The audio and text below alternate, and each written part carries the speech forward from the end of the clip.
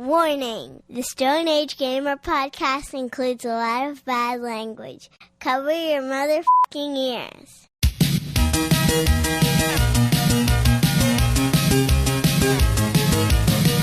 Good evening and welcome to the Stone Age Gamer podcast. I am Kris Randazzo and joining me tonight is extremely talkative Mario brother Dan Ryan. So fucking talkative. It's blah, blah, blah, blah, blah, blah, constant. Blah, blah, blah. Lucky! Ooh, just what I needed. Ooh, just what I needed. Lucky! That's how I landed Tiff. Just playing Mario Advance and imitating Mario Advance as loudly as possible at all times. That was the first time we had sex. Oh, just what I needed. That's shocking that it worked. I know. We're fucking 19 years later or whatever the hell it is, but... Oh, boy. How's that for an open? That's good. Yeah, love it. It's a listener request topic tonight where Dan and I will be pitting the Game Boy Advance against the Super Nintendo Entertainment System. Which system's library was better, we will decide. Make sure you've got some AA batteries and an adequate light source because the Stone Age Gamer podcast starts now.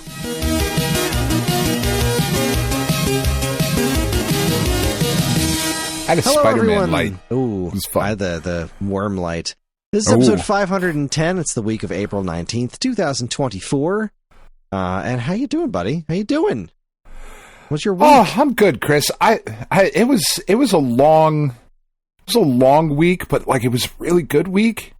So when last we spoke, it was the night before night one of WrestleMania 40 in Lincoln Financial Field in Philadelphia, to which I'd won the tickets, and I was taking Penn the first night of WrestleMania, and she was really, really excited because the opening match on the card was Rhea Ripley, who is the current women's heavyweight champion. That's Penn's favorite wrestler. Rhea Ripley is fucking awesome. She's great. So I live 10 minutes, 15 minutes if there's like heavy traffic at the bridge away from the stadium. So I took Tiff to work Saturday morning, as I usually do, because I'm a doting husband. I took her to work, and I was like, all right, babe, but like, I have to come get you at 5, right? It has to be 5 o'clock, because WrestleMania starts, like the pre-show shit, it starts at 6:30.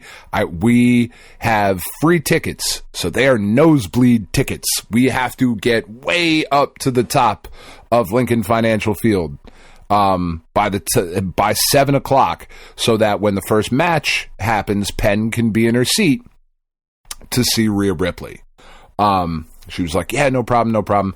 If an emergency comes in, if something happens, one of the girls that I work with will take me home. You guys can just go. Yeah, no problem. Cool. So about 4:45, I get a text. Emergency just came in, naturally. But it's only going to be a couple of minutes. They don't need much. Come get me at 5. No problem. So at 5:30, when we leave the vet's office, I'm like, oh, fuck. All right, we got to go. And I'm like instantly in panic mode, right?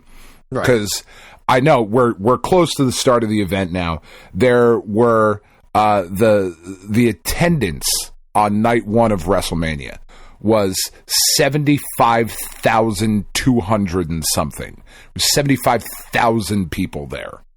Well, that's fewer people than Tommy Tallarico claims see video games live on a regular basis. So, oh no, that's sure. He is always filling way larger arenas than the Eagles' fucking stadium. Yeah, 100%. I mean, he can just pack those things. So WrestleMania really is nothing compared to Tommy Tallarico.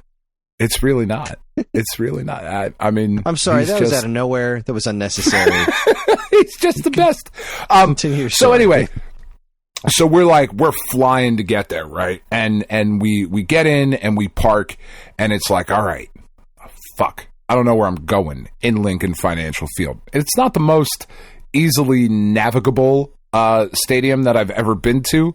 But we get up there and we're walking and we're walking and we're walking, and we eventually get up to our seats and we sit down and music starts. Boom. First match. Penn is there. Rhea Ripley comes out. She wins the match. We're having a great time, right? We get there like legit right on time. But because I'm there with my kid, and my kid is autistic, and there are 75,000 people there, I am in panic dad mode the entire night. Like, just the entire time that we're there. So then she's... And I knew I would be, and I thought it would get better as the night went on, and it got a little bit better. I didn't love it when we were... So what we did... Because then, of course, after the first match, she's like, all right, well, I'm hungry. Okay, sure. No problem. Let's go down. We'll get some food. Well, can I get water ice? Sure. It's fucking freezing out, but you can get water ice. And then we go back up to the seats. And when we go back up to the seats the second time, somebody is sitting in our seats. Because it's a giant fucking event. Of course there was. Like, I'm not mad about that. I'm like, all right, so we go up and I have to fucking tell people to move. And they're like, oh, no, these are our seats. I'm like, they're definitely fucking not, man. Like, they're not. I know they're not. Like, why would I come up here to kick you out of some bullshit seat? Like, this is not a good seat. It's just not. It's okay. Because, again, I didn't pay for these. This is fine. But you gotta fucking move. So, like, they move, and then we watch a match or two, and then she's like, all right, well, can I go have, like, some actual food now? And I was like, well, I just bought you the $30 water ice. Let's see how much else we can spend. So we go down, and we're looking for something to eat. She's like, well, I see some people had, like, some chicken. I don't know where the fuck they got any of this shit. Where we were walking around, there were no chicken fingers, there was no pizza, there were hot dogs. She was like, well, I'm kind of hungry. Can I get 2 hot dogs? Yeah, sure. Unsurprisingly, hot dogs, $8 a piece. Fuck, man. All right. So I'm 2 sorry, hot there's dogs. Just something really morally reprehensible about $8 for fucking hot dogs. Right? Like, it's lips and assholes, guys. I mean, to be fair, Chris, I've paid a lot more for lips and assholes, but Jesus. They were typically alive at the time. No, but it's fine. That's why they were so much. It's gross. Anyway, so I'm like, yeah, it's whatever. So like two fucking hot dogs and a soda was like another $30. Like, all right, it was fine. It was whatever. So then, as we're walking back, we walked past like a standing room only area, and I was like, oh, this is like a way better view of the ring and the big screens than our seats. Let's stand here. Penn was like, yeah, totally. So we spent the rest of the night standing there, and I was actually able to like enjoy the event a little bit more than I was previously. Not that I wasn't enjoying it, but I was like, there's so many people like packed right around us because it's a football stadium. They pack as many people in there as they can. But in the standing room only, it was fucking cold. It was windy as shit on Saturday night. A lot of people weren't standing there. So we were able to have a good time. The Rock came out and Cody came out and the whole thing. It's just fucking great. And Penn's cheering the whole time. She's clapping along with everybody, and the holy shit chant starts. And she, holy shit. Like she's chanting along. And we're just having a blast, right? So then we leave. And by the time we get to the car to pull out, because we wanted to get a couple shirts and, whatever, commemorate the event. By the time we get to the car, it's like 11:45. The last match ended at like 11. About 45 minutes later, get a couple shirts. We're out to the car. I pulled out of the parking lot at 12:58. So we sat in the parking lot, just 75,000 people trying to make a left. So we sat there for just fucking hour and 15 minutes. Get home Sunday, go back and do it all again with Dean, except in the morning we went to friend of a friend through the rescue knows the rabbi at a synagogue a couple of towns over. And she does this thing every year, the blessing of the animals, right? I'm not a religious guy. We know this. But you're going to come give me some free exposure, and like, we had a conversation last time we went, like, that I'm not a religious guy, and like, because I wanted to be upfront with this rabbi of like, hey, this isn't some shit I'm into, or you're cool with us being here. She's like, yeah, totally. Like, really nice lady. But some of these animals could use a fucking blessing. I'm just saying. Yeah, they could. And they got one. And it was wonderful. And I had to get up and make a speech in front of people. This is like 10 o'clock in the morning. I'm not prepared for any of this shit. They were like, and now we're going to have representatives from each rescue come up and tell us a story about them and how they started and how you can help. And everybody that I'm there with, like Tiff and my aunt and the other rescue people. Had Dean do it. I should have brought Dean with me there and done it like fucking Randy Savage.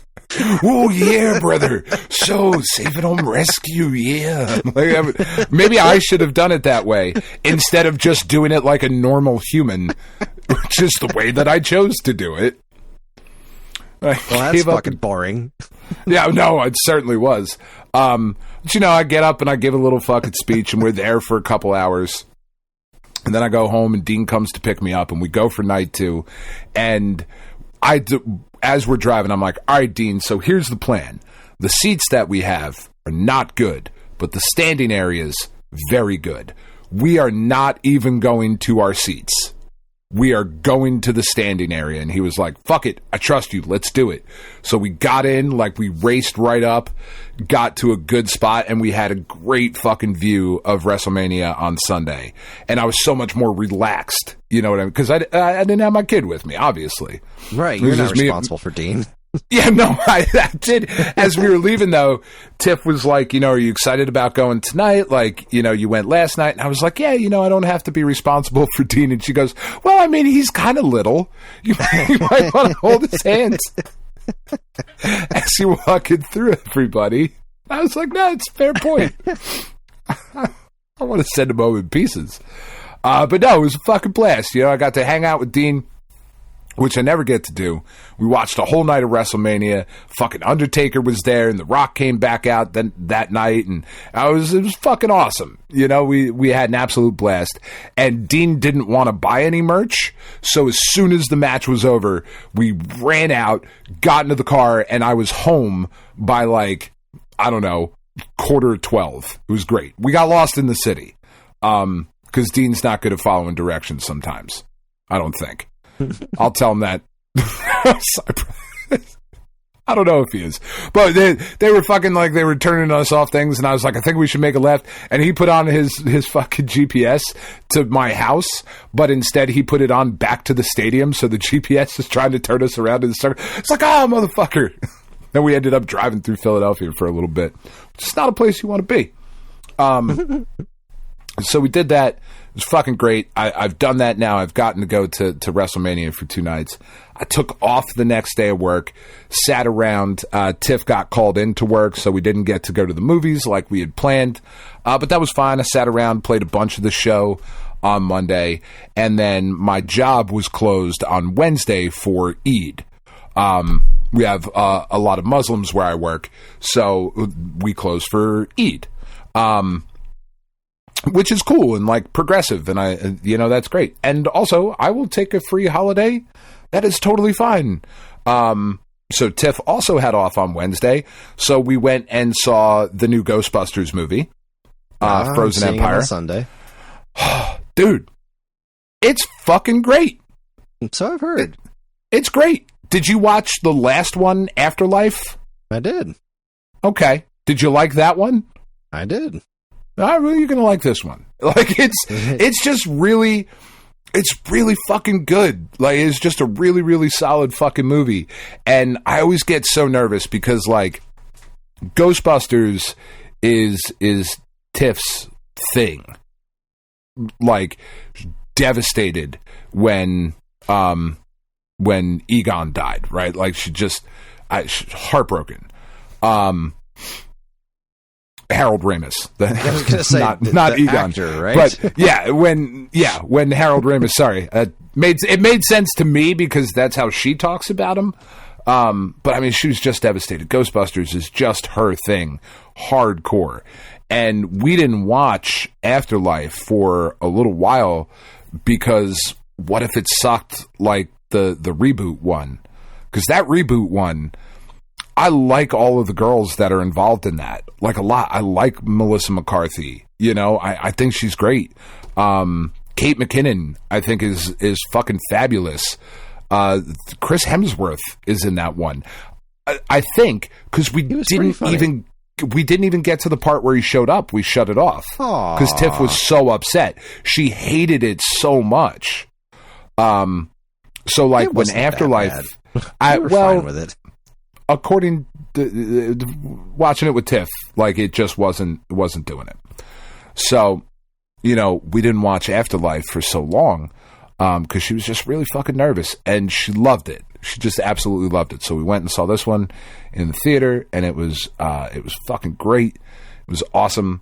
And then, you know, did some dog shit yesterday that, even though it drove me nuts, and like now I have another new puppy at the house while still having the other two puppies. Like this one should get adopted, knock on wood, pretty quickly. But like overall, it was a really good week. Just really busy, and I'm fucking tired now. Like now it's starting to hit at like 9:45 on a Friday evening of like, all right, Jesus Christ, let's fucking slow down a minute here, take a beat, and get into it. We did try on Tuesday night or Thursday night, I forget. Doesn't matter. We tried watching this movie that I had heard a lot of good things about. The new Alicia Silverstone horror flick, Perpetrator. Okay, I don't know if you've heard anything about this movie, but it was like, oh, Alicia is so good. It's a Shudder exclusive, and Shudder usually does like really good work. I think we made it 15 minutes into that movie before I just turned it off and we watched X-Men 97 instead. I was like, this is fucking awful.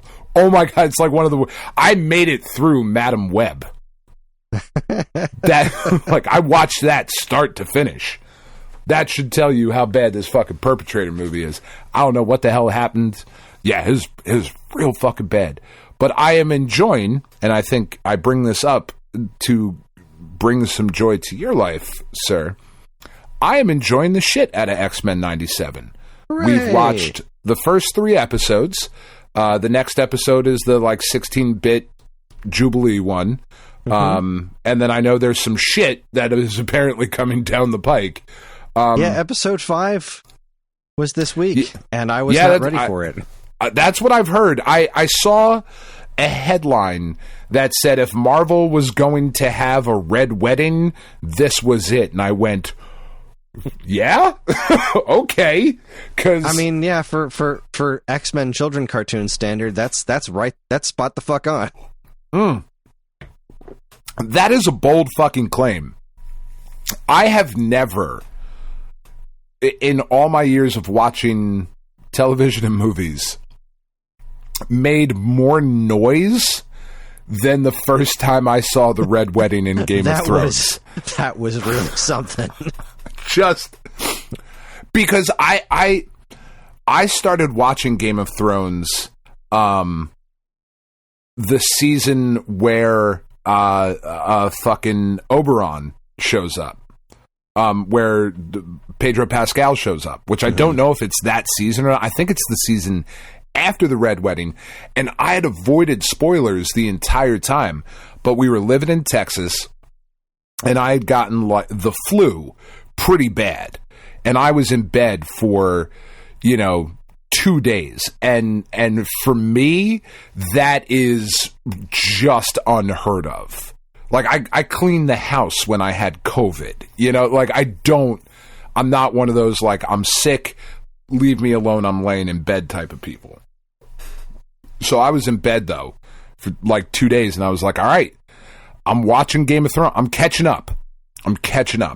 and I got to the red wedding, and I'm laying in bed, and I'm watching it on my iPad, and some shit started happening, and I went, I gotta go watch this on the TV. So I dragged my fucking sick ass out to the living room, and Tiff was like, what are you doing? Get back in bed. I was like, no, just made it to the red wedding, have to watch on television. And she was like, all right, well, I'll watch it with you. And the two of us are sitting on the couch going, oh, son of a bitch. Oh my God. What the fuck? I've never made more noise watching something. So that is a bold claim for a children's cartoon, but that's why I don't want to oversell it. It's the children's cartoon equivalent of that. Like, it's as close to that degree of like, and here's the thing. Shock and awe. Yeah. What you're about to get to is like, all right, first 2 episodes I thought were really, really good. And then things kind of like settled down a little bit. It was fine. It was good. It was quality stuff, but it's like, all right, this is what this show's going to be. It's right. I liked the way they adapted the Inferno storyline. I liked that storyline in the comics back in the day. It's going to probably because Goblin Queen was sexy as fuck. It's going to be some relatively low stakes, but, nice and melodramatic, good times to be had by all to watch X-Men stuff. And, we start the episode going pretty good. I'm watching it I'm background watching it, right? I got it up on my phone. I'm trying to get my work done because I've had a very, very busy work week. Yeah. And it's going about. Nightcrawler's there. It's like, yay, Nightcrawler. Oh, I love Nightcrawler. Good to see him. And then, like, I don't know, things start happening. And I have to stop working. I push my keyboard aside, and I'm like, wait a second. Well, wait a second here.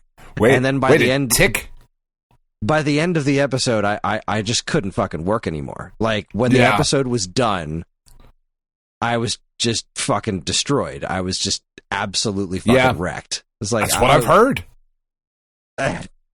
Okay, I guess this is what the game we're playing. I didn't see that coming.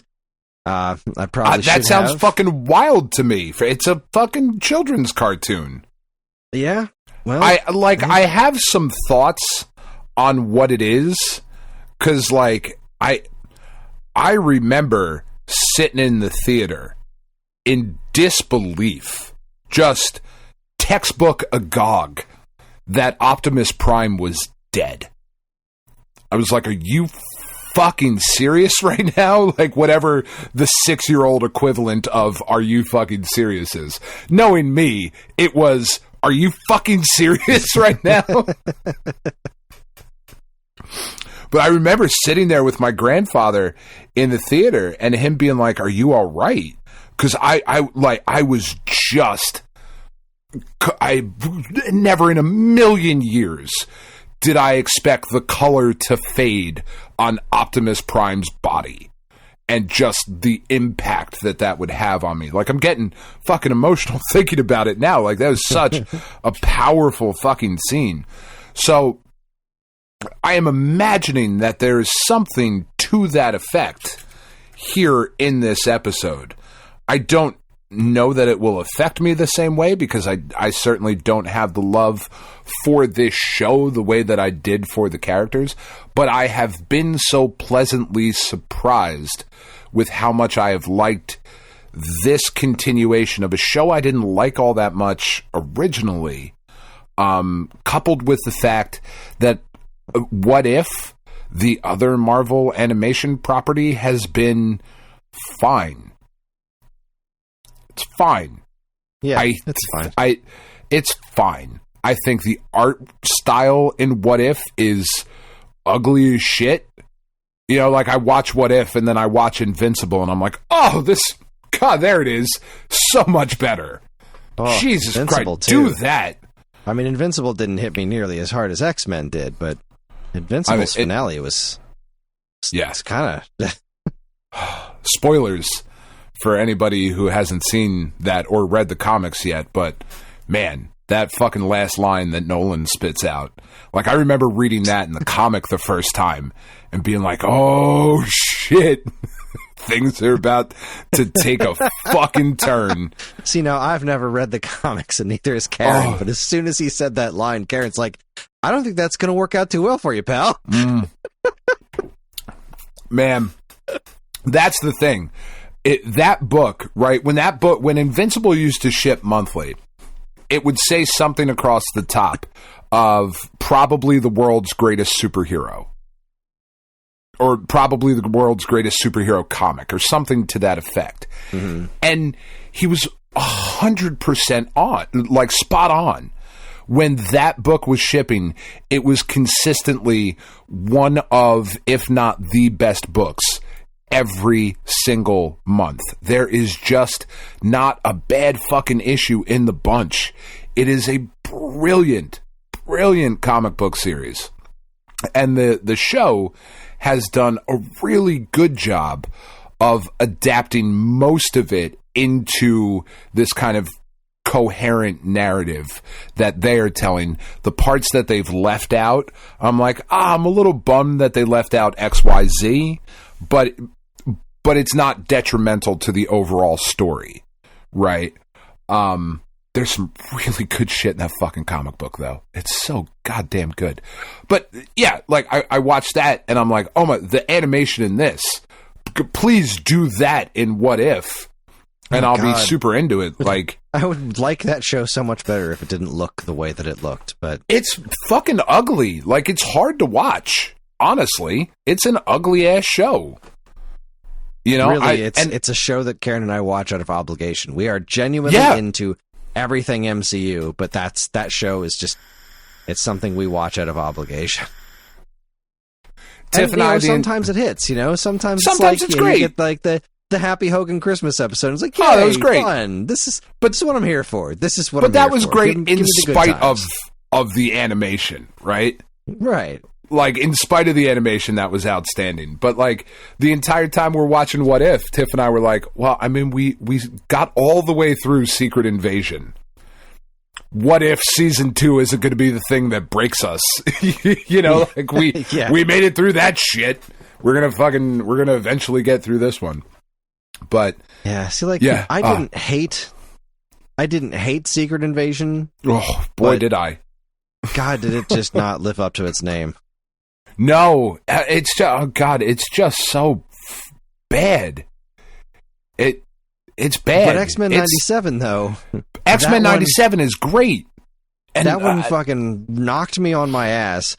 And then, fortunately, the Bad Batch continued to be pleasantly mediocre afterwards. So I was like, good. Okay, good. All right.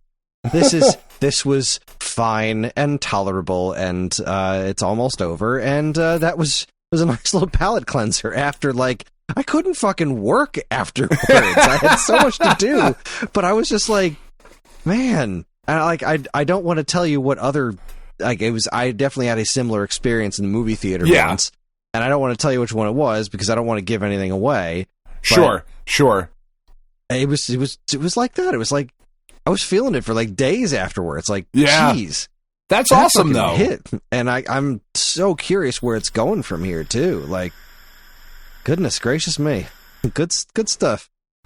Yeah, that's awesome. It's been a long time since I've been invested in X-Men because they're so different from the comic book. X-Men is so incredibly far removed from what I loved as a kid. Like, it's just it's barely recognizable. And and it's about to go back. It's just not. No, it just hasn't sucked me into it in any way that felt like I could start reading this and I could start getting into it again. And I'm hoping that this new post Krakoan era stuff kind of lands for me. Like, I'm hoping that it gets me a little some sort of excuse to start reading X-Men comics again. But not that I need anything else to be taking up my time. Yeah, right.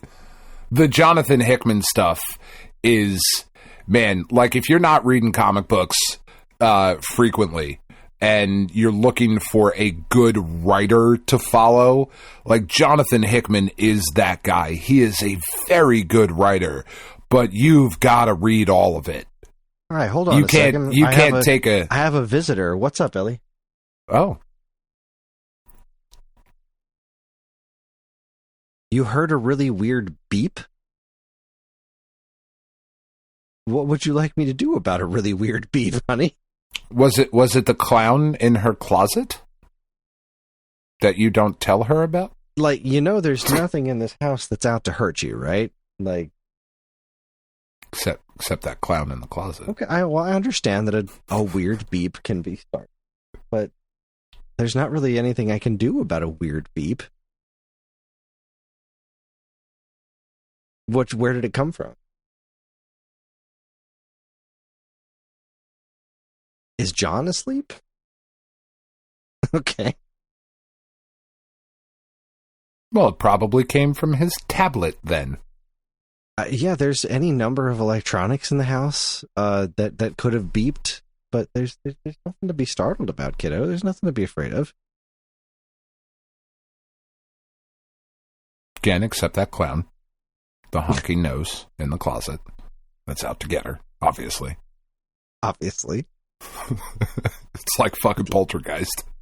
It's about a tree about to come through the fucking window. Okay, sweetie, go back to bed. I'll come check on you in a few minutes, okay? You guys try to get some sleep, all right? Karen's out of town. Thank God, they right? decided they sorry. decided they wanted to have a sleepover tonight. Oh, fun. Which, since nobody's there to make sure they're sleeping, they are currently not sleeping. Of course they're not. They're children. Exactly, and I'm not terribly upset about this. No, nor should you be. They're kids. They're kids. It's the weekend. It's fine. And there's a monstrous clown. Of course, they're whispering that shit in my ear while I'm trying to talk to Elliot. I am a bad friend, Chris. We have discussed this. I have recognized that I'm kind of a bully, and I'm sorry about that. I am. But I also am not about to change my ways. It's gone pretty well for me so far.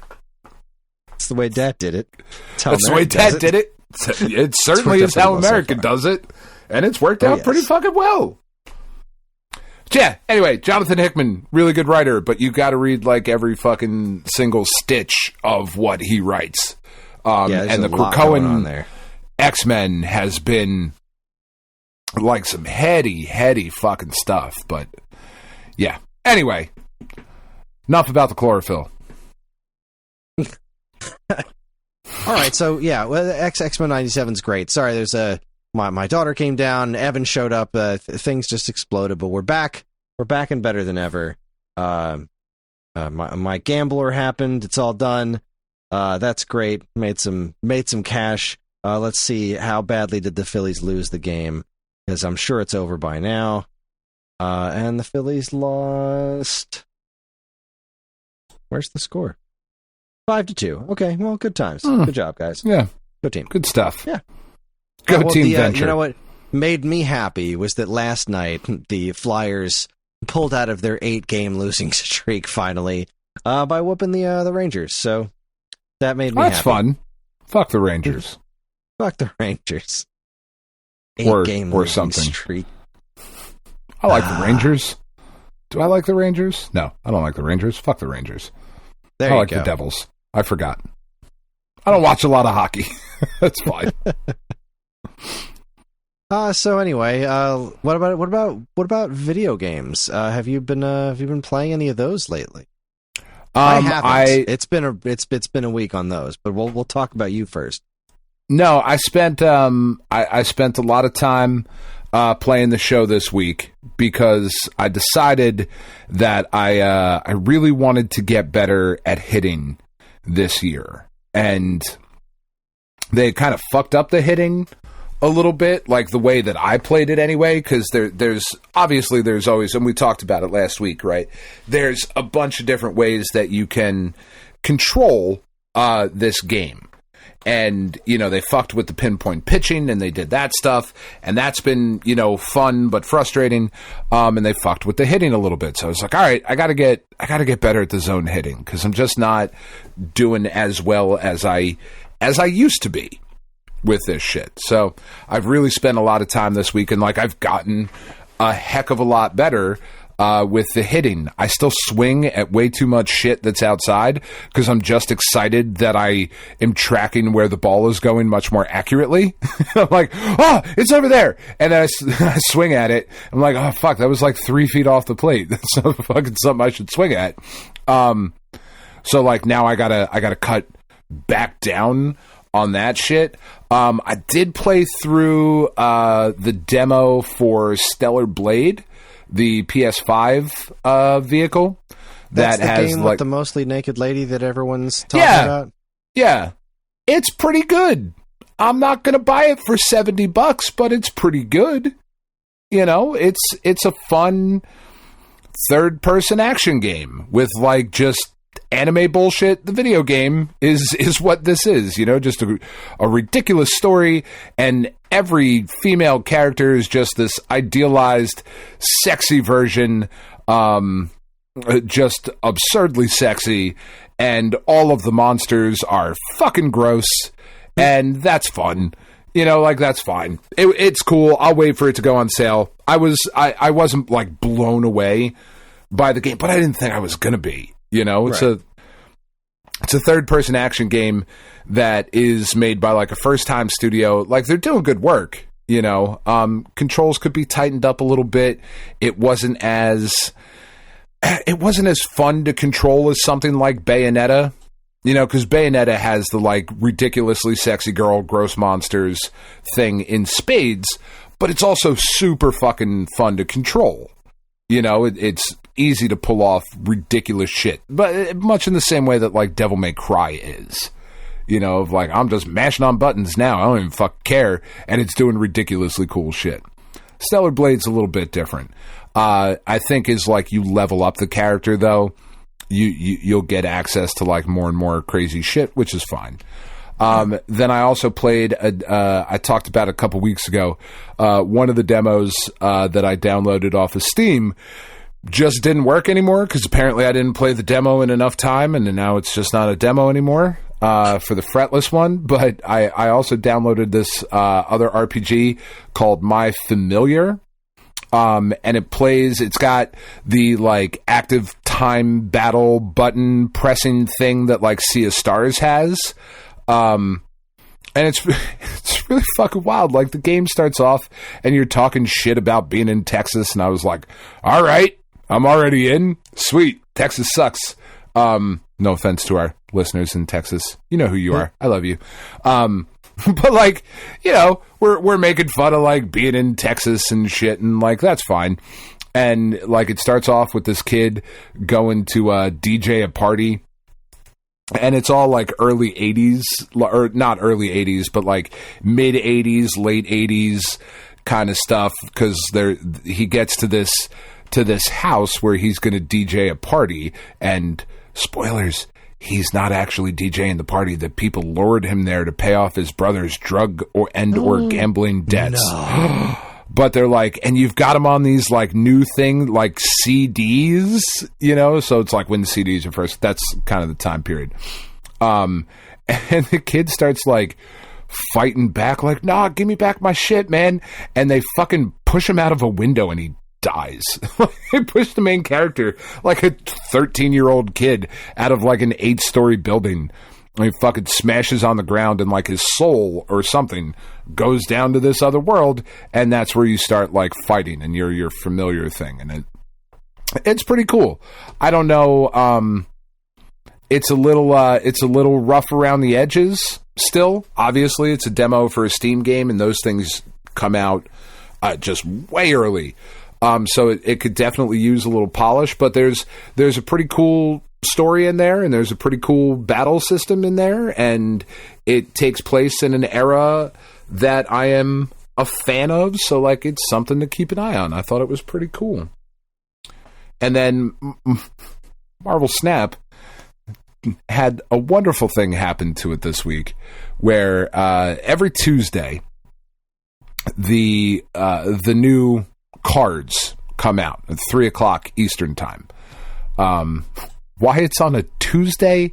Oh, fuck. Anyway, so it comes out at 3:00 on Tuesday, and this week was U.S. Agent is the new card that is being added.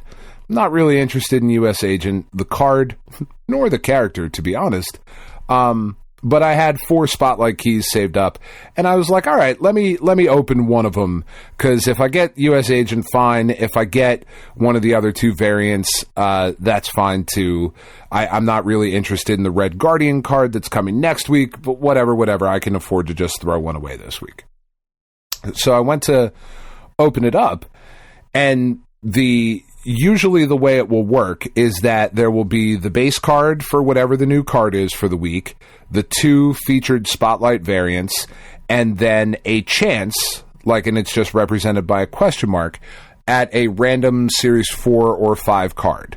Those are the 4 things that you can pull. And then there will be a little lock, and then next to that will be the variant of the new card that's released for this week, and 3 additional question mark variants for cards that you have. Okay?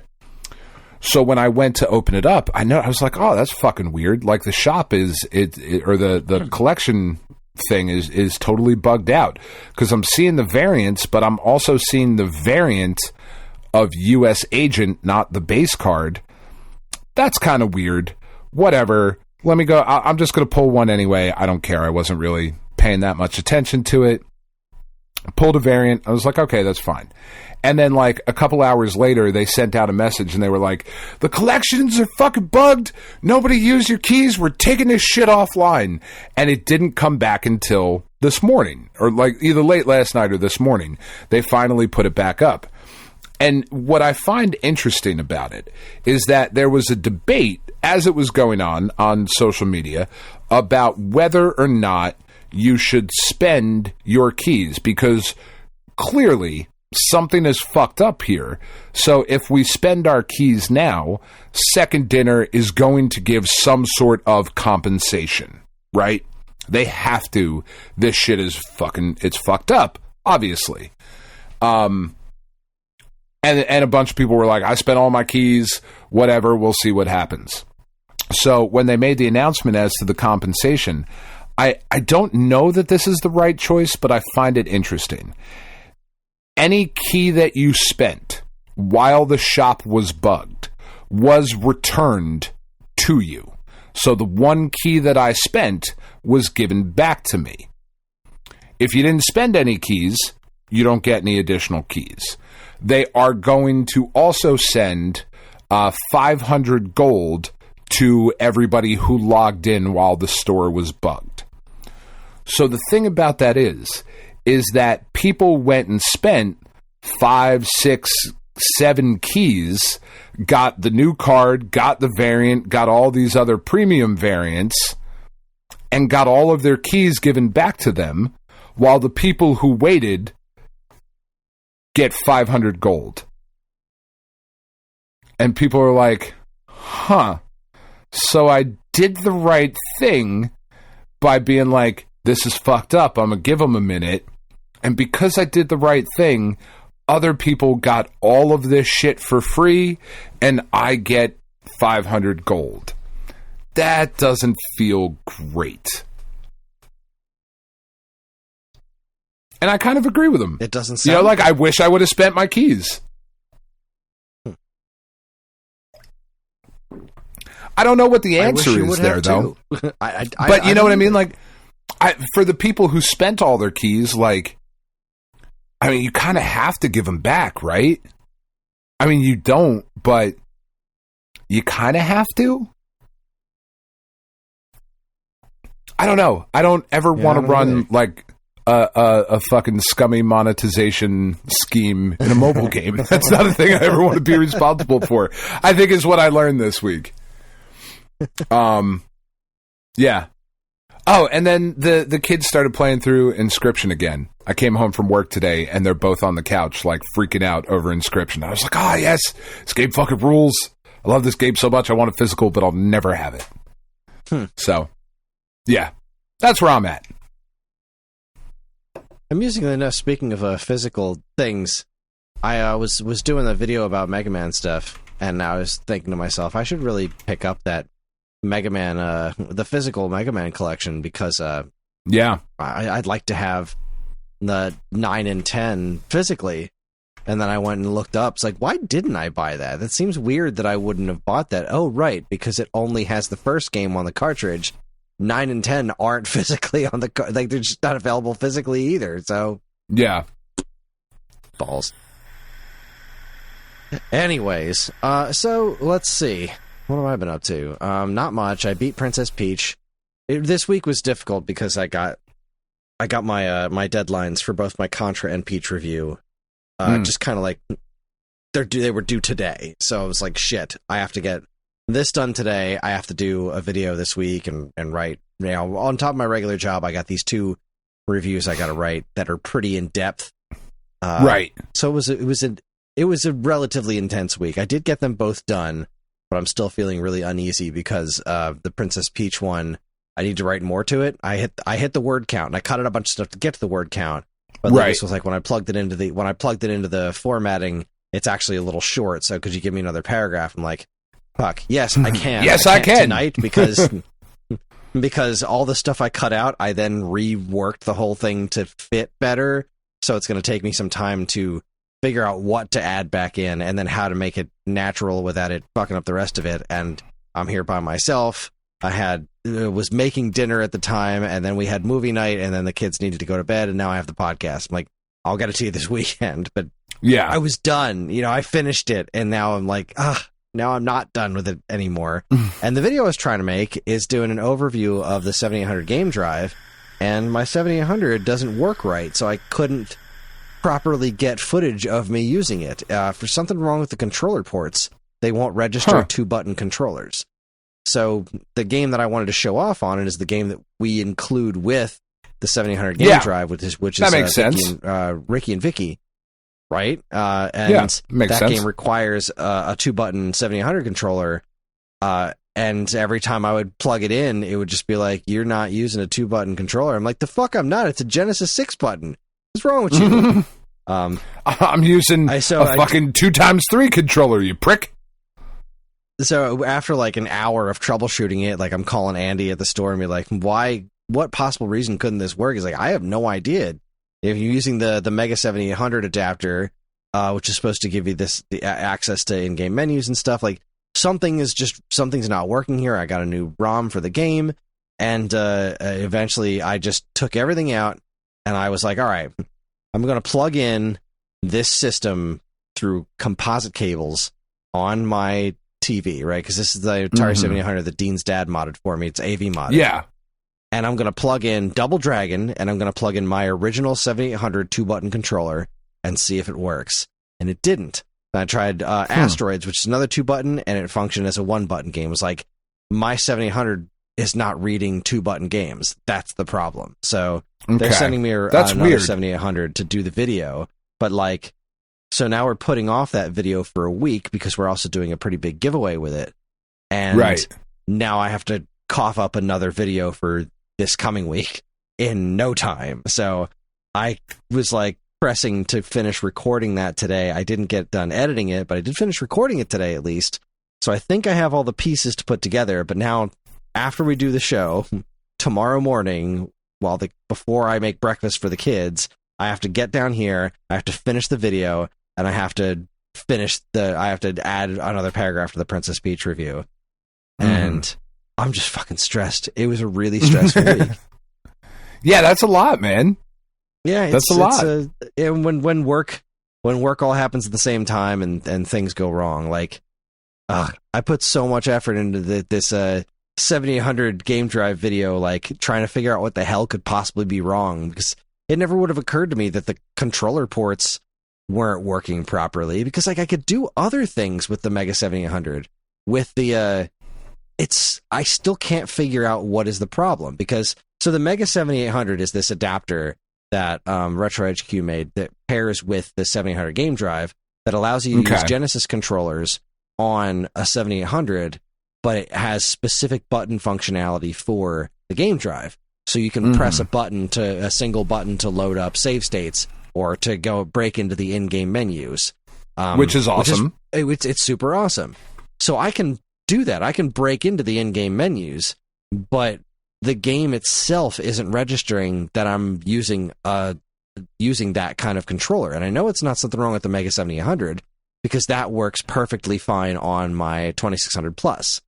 And it's also doing its job as far as this thing is concerned. But for some reason, the game ROMs themselves, no matter what I would load up into the 7800 game drive, weren't registering that I was using a 2-button controller. And that was with the original Atari brand 7800 2-button controller or a 6-button being plugged in through the Mega 7800.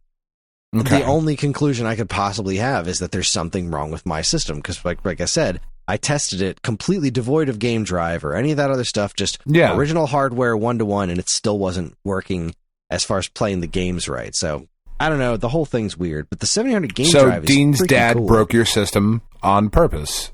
Clearly. Is what I'm hearing. He has done it just to piss me off for this to this day. It was a long game, you know. Yeah, he was really playing a long. A couple of years from now, he's going to need to use this for this one specific thing, and it's not going to work, and I will be laughing. I won't even know. I'll just be laughing in general, hoping. He had it marked on his calendar. But the 700 game drive is pretty cool. I have it. What's neat about this one is that it has an RGB out port on the cartridge itself. Right, so the 700 game drive is a flash card, and you can load it up with your legally obtained ROMs, etc. That's right.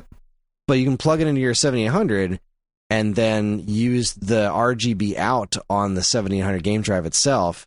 And I got it hooked up with some the Genesis HD Retrovision cables, and the picture quality is outstanding. Like, it just looks freaking great. One of those times where the cables actually do make a difference. They really do, yeah. Yeah. Those HD Retrovision cables are quite nice. A little pricey, but nice. So yeah, that's been my week. So I really haven't done much gaming besides I was really, really working hard on finishing Princess Peach so that I could make sure I knew what I was talking about in the review. I didn't think there was going to be anything game-changing and in the end, but I wanted to at least the last 6 levels are a bloody first-person shooter. It's a very odd stylistic choice. You never know what's going to change. And nothing did. The ending was fine. The game itself, I have very complicated feelings on it. I think I talked about it on the show last week. Yeah, it's like, it's not for me, but it's not supposed to be. Like, it's not for me, but it's not for me, so that's fine. Right. And I've also it doesn't have to be. Been continuing my Dadish run. I finished Dadish 1, and I'm almost done with Dadish 2, and that's kind of it for me. Besides a pet peeve that popped up every week, social media for Stone Age Gamer, I do something called Thursday Throwdown. And I just pick 2 things that are similar to each other, and I say, which one did you like better? Not which one is better, but which one did you like better, right? Because I like to try to keep things relatively positive on our social channels. But which one of these is a giant piece of shit? Every week, without fail, every single week, when I say, which one of these 2 specific things do you like better? At least one person, always, without fail, third option, because I'm smarter than everyone. Okay, but that's not answering my question. I asked you, which one is better out of these 2? For example, this week, what's better? Which one did you like? Not which is better, which did you like better? Bases Loaded for NES or RBI Baseball for NES? Bases and wouldn't Loaded. You know, as soon as that's the one that I liked better too, personally. Yeah. But wouldn't you know, in no time at all, at least one person, Baseball Stars. Okay, but that... Now, I agree. Baseball Stars is a better game. But that's why it wasn't one of the choices. If I put but it's Baseball a very Stars, different game. It is a very different game, but also it's very specifically, which of these 2 games that I am naming do you like better? Baseball Stars is not the answer. It's a better game, hands down. But it's like, you didn't answer my question. You're just trying to sound smart by coming up with a third option that I didn't put down. Like, oh, he didn't think about this one. Like, no, it's not that I didn't think about that. The question is, these 2 things, one-on-one, pick one of these 2 things. Adding a third option does not make you awesome. Stop it. I wonder... That's what grinds my gears. Damn it. I wonder how many times I have personally done that. I'm sure I have. Probably not with the intention of being a dick about it. Of like, you know, Super Nintendo or Sega Genesis. Well, TurboGrafx, you know, like not trying to be an asshole about it, but I've probably done that a bunch of times. But yes, it is also super fucking annoying. Like, if you want to ask the question, run your own fucking poll. Run it up your own poll. I just asked this question. Giving me a third option does not impress me. Stop it. Stop. Thank you. Frosted or unfrosted cinnamon Pop-Tarts? Actually, s'mores Pop-Tarts. Like, no, fucker. It's not. Stop that. It's not that it. Does not answer my question. Yeah, I get it. Just a little pet peeve. It's fine. Everything's fine. Speaking of social media, so another thing that I do twice a week is I just pick a random game off of my shelves, take a picture of it, and say, what are your thoughts on this game? Yeah. And typically speaking, those posts get, according to Twitter's algorithm, like, you know, a couple thousand interactions, right? 3,000 to 5,000 interactions. I posted this week product number 3 for GameCube. It's at over 30,000 interactions. That's not surprising. That's one of those games that's like it's I imagine just have alerts turned on. Like anytime somebody mentions it, I got to know. Somebody mentioned that game, I have to know about it. It was just one of those weird things that hit me this week. Like, wow, every now and then something happens on Twitter. There's some movement. Like pretty much all of our stuff tends to get around the same amount of interaction. Yeah. And then every now and then one of them will just be like explode. And I really didn't expect product number 3 to be the one that did that. Man, I fucking love that game. It's not a great game. No, it's not, but I have a soft spot for it too. I dig it. I think it's cool. I had posted a Game Fan magazine recently, and I thought that was going to garner more interaction. Well, like here's another perfect example. Sexy anime chicks, Chris. That's B-Tab or B-Tag, whatever the fuck we came up with. I'm telling you, big titty anime last girls. Week, I said, which series did you like better, NFL Blitz or NHL Hits? MLB Slugfest. MLB Slugfest, 100%. That was the one I liked better. NFL Street. FIFA Street. That's what I liked the best. Yeah. Goodness gracious me. Yeah. Anyway, the internet is a terrible place. We've got a lot to talk about, so we should probably move this along to what's new at Stone Age Gamer. What's new at Stone Age Gamer this week is not much in terms of new products. However, our PlayStation Builder will be launching soon. We have these builder programs on our site where you can just go to, like, say, build your own Dreamcast. And yeah. We have a Dreamcast builder? We do. I'm sorry, I got a little confused there. Like, did I just make build your own up? 3DO. Why do we have this? 3DO builder. How did this get greenlit? Like we'd ever be able to get enough 3DO consoles to be able to support that. It just would be impossible. But yeah, like if you go to Dreamcast on our site, you can design your own Dreamcast and it brings to the Dreamcast builder. And here's a list of all the different mods and all what they do. And you can just put together your own system from scratch. We'll build it and we'll send it out to you. We finally have a PlayStation one coming soon. We've been working on that one for a while. Ryan has finally got the back end all put together, and since we're going to be theoretically having X stations in stock on a more regular basis, PlayStation Builder will be launching soon, hopefully in the next couple of weeks. And that's really what's been going on this week. And anything else that's been going on this week, I haven't particularly noticed because I've been so busy with everything else. And that just leaves us with time to move on to what we like to call Week Old News.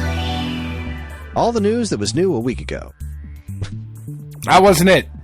You said something else last week. Evan actually sent me a message of what it was. What Was it in SAG or it was in here? It was... Welcome to Week Old News, where we talk about all the news that was new a week ago. Yeah, that's better. Do that. Try it. Do it again. It's time for Week Old News. Then he plays the music, and then I say, welcome to Week Old News, where we talk about all the news that was new a week ago. It's so much better when you narrate it. Then he plays the music. Then I say... Beep, beep, beep, beep, beep, beep, beep.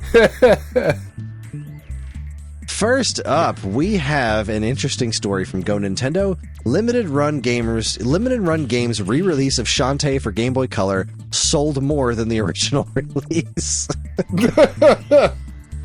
That doesn't surprise me at all. That game sold like 5 copies. Like I famously said on this show over and over again, I worked at a Toys R Us. We had a bin filled with this game at $5 a pop, and I bought exactly 0 of them. Because nobody bought this game. Because why would you? Yeah, it didn't look all that great. It's not. I don't know. People really like this game. The series has a... Yeah, the series has a huge following now, and people have since gone back to play the original one, which is why the original one is worth so much goddamn money now, because Shantae has a really big following. Just nobody knew about it back then, because who was buying Game Boy Color games at that point? So I just thought that was really funny, a pretty funny headline. No, that was funny. Next up, this is not really a news story. I just liked it. This comes to us from Polygon. The headline is a list of stupid names for the Switch 2. And they just came up with a bunch of terrible names for the Switch 2. Nice. And they are as follows. Switch Off. Twitch, as in the digit 2 witch. Sweech. SWIITCH. Or I like Sweech. Sweech. Wait, no, better pronounced Sweech. SWIIITCH. You have to say the E's longer. Swatch. Which is Switch Wii U. I like that. It's SWUTCH. Swatch. We've got Swatch Switch RT, Super Switch Turbo, Switch SWTCH, new Nintendo Switch console, Nintendo Swap, Nintendo Click, Nintendo Stream, Nintendo Lab Watch, the entirely cardboard handheld, Switch 2XL, Switch Plus, Switch 2 as in TOO, Nintendo 2, Switcher 2, Nintendo 2, Game Friend, Wii, WEE, 4DS, Game Rectangle. I like Game Rectangle. That's the one I'm voting for. Nintendo and the Nintendo Entertainment Switch'em. Switched them. Oh god, it's going to be called the new Nintendo Switch. That's what it's going to be called. New Super Mario Brothers, new Nintendo Switch. I hope just not, because that's fucking terrible. accept it now. It's terrible. The Nintendo isn't terrible. I mean, it's awful. No, yeah, not easy to say. The Nintendo Go. That's not. No, it's the Switch 2. That's what it should be called. That's the easiest one. That's the straightforward, obvious, easy answer. So let's go with that. Which is not what they're going to do. We've got a lot to talk about, so we need to really blow through this, because I'm thinking about this Super Nintendo conversation. It's going to be fucking long. So, Go Nintendo is reporting Wii U and 3DS online play is no longer available. Not that they're reporting it, it's just a matter of fact. The online functionality for those platforms has been shut down. There is a third-party thing out there. Okay. May or may not be legitimate. That's kind of keeping things alive, but that is yeah, it's kind of a bummer that's closed down. Yeah. Obviously, it's going to happen to everything eventually. Oh, right. Pretendo, Art Retro RGB, Pretendo Homebrew Online Network for Wii U and 3DS. Retro RGB is reporting about the Pretendo, which is the thing that is kind of like making online play still usable on those platforms, which is neat. So that is great. That's not nothing.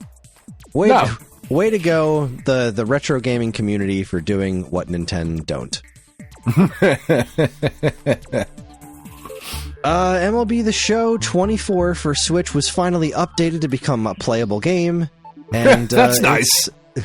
And it's pretty decent. The rating on Nintendo Life is 6 out of 10, which is their rating for not bad.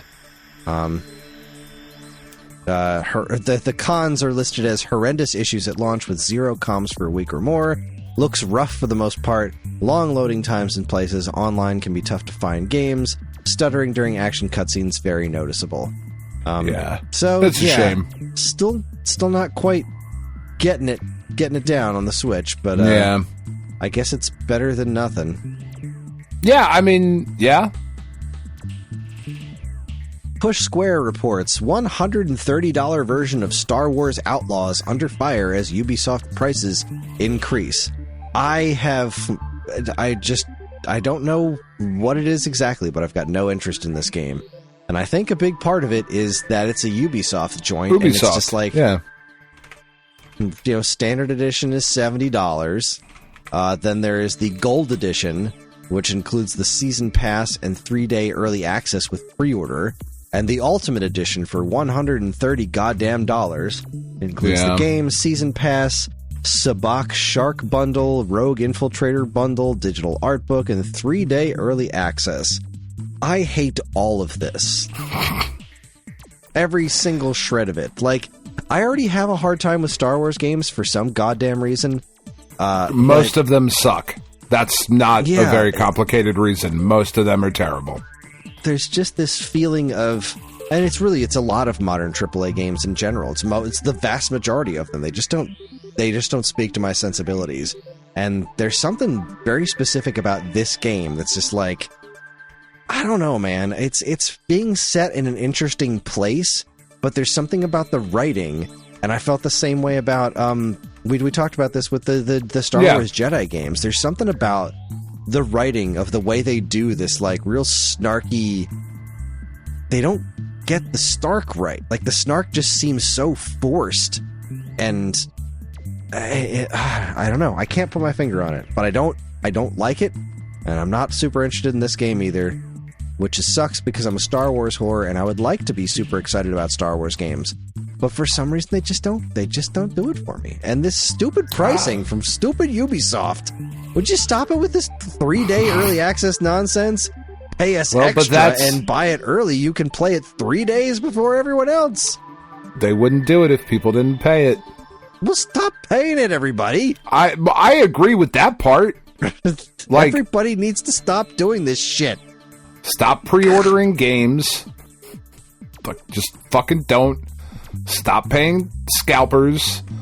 Fucking stop all of that shit, and it'll go away. I'm fine with pre-orders. Like, that does. I mean, it bothers me more with pre-ordering digital content.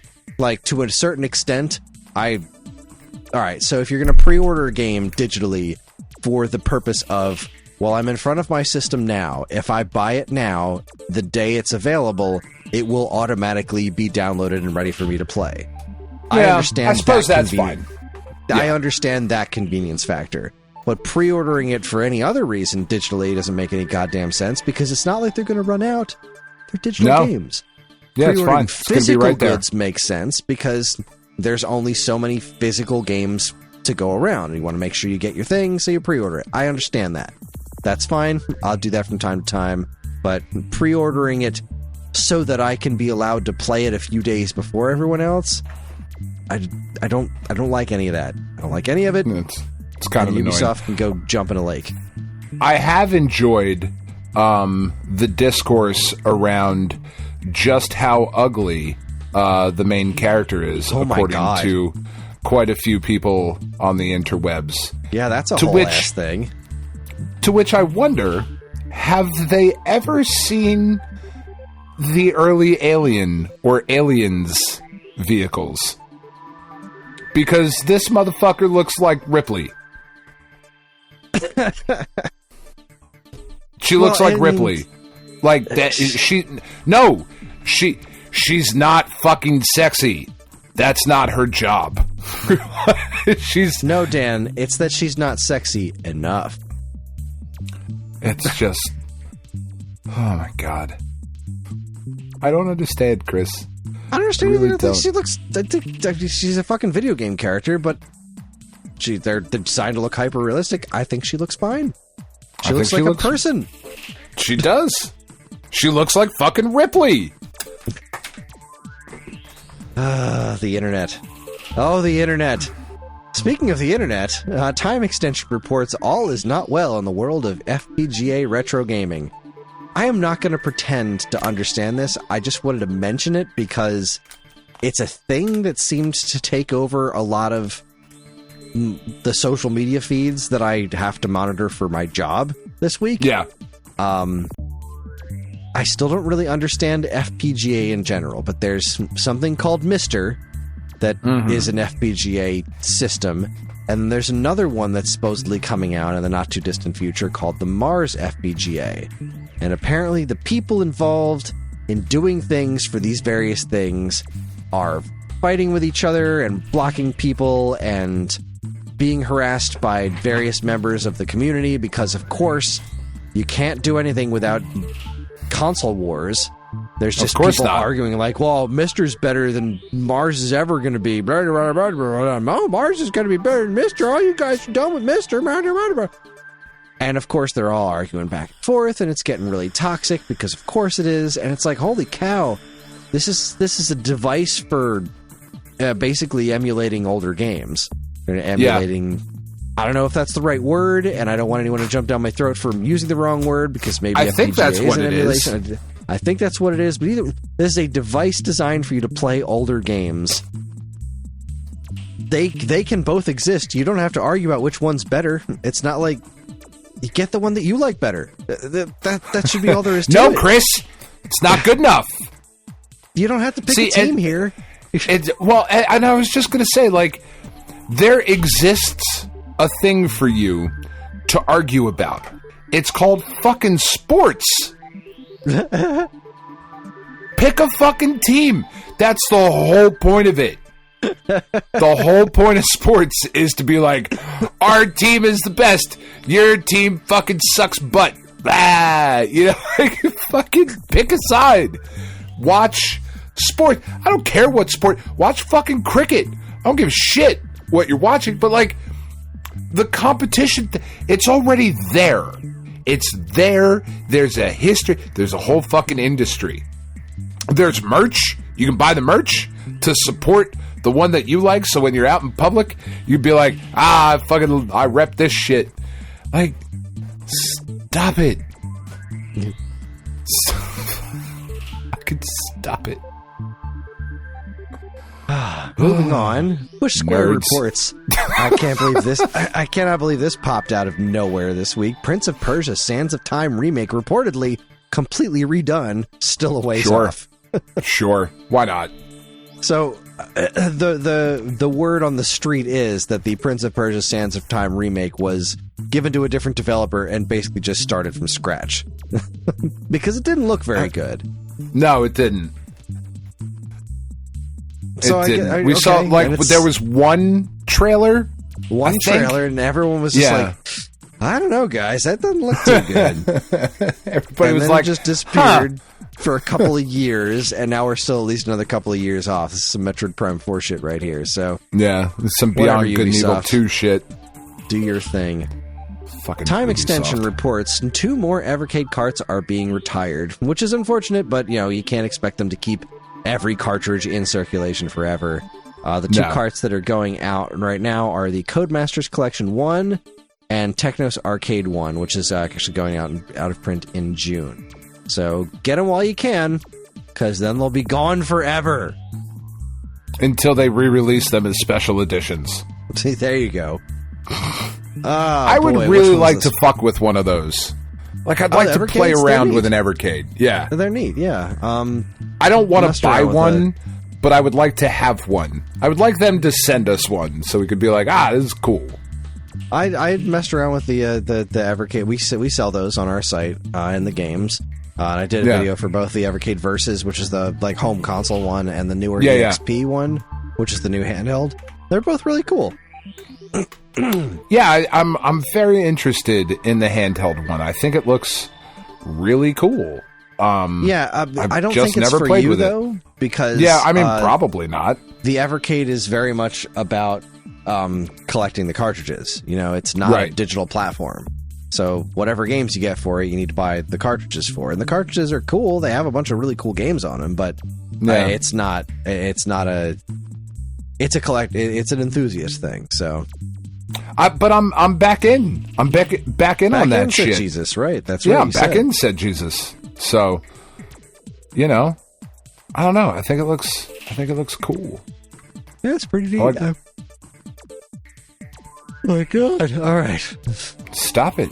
No, what's wrong with you? I'm tired. That's what's wrong with me. It was fucking weather last night, and Naga was just like, "No, we're under attack. You need to be awake." I think she stepped on Hopper last night too, because he started barking. No. He was fast asleep. Right? She's panting and walking around, and he's just sleeping. And then, like, she's over next to the bed getting all riled up and, like, freaking out. And then all of a sudden, Hopper starts barking.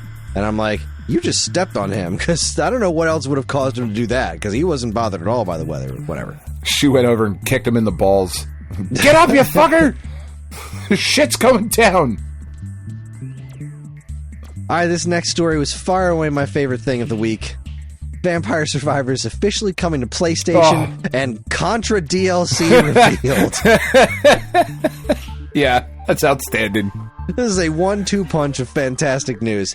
Did you watch the trailer for it coming to PlayStation? Yep, very excited. The PlayStation trailer is fantastic. It's very funny. I like that they're, the reason it's taken so long for it to come to the PlayStation platform and any other platform it's going to come to is because they insist on doing the ports themselves, because that allows them complete control over when things release and to continue to price the game the ways that they want to. Right. Which is important for that game in particular. It is indeed, yeah. Having it nice and inexpensive. But the fact that there's Contra DLC, the fact that Vampire Survivors, which is effectively a play on Castlevania, was like, you know what? We're going to team up with Konami and do Contra. That is perfect. Yeah. I would be kind of disappointed if it were Castlevania crossing over with it. I'm with you. And now I'm just thinking, like, does that mean I can get Ninja Gaiden, maybe? Or fucking Mega Man? Yes. Oh my God. I want Mega all Man of that. Vampire Survivors DLC, make it happen. Or Metal Gear? Like, oh fuck, I want that. I don't know what the cardboard box looks like in fucking Vampire Survivors, but I'm sure it's awesome. I'm sure it is. Look, the Among Us DLC was so good. It was so intelligently done. It was so smart. I'm over the moon for this. Could not be happier. So glad PlayStation players are finally going to get it. It's just wonderful news all around. Yep, day one. Yeah, hands down. They can have my $5, no problem. No questions asked. Dan will finally be in on the Vampire Survivors hype. I will. That's right. This is another weird one. So Dead Cells team's new roguelike is Prince of Persia, actually, according to Polygon.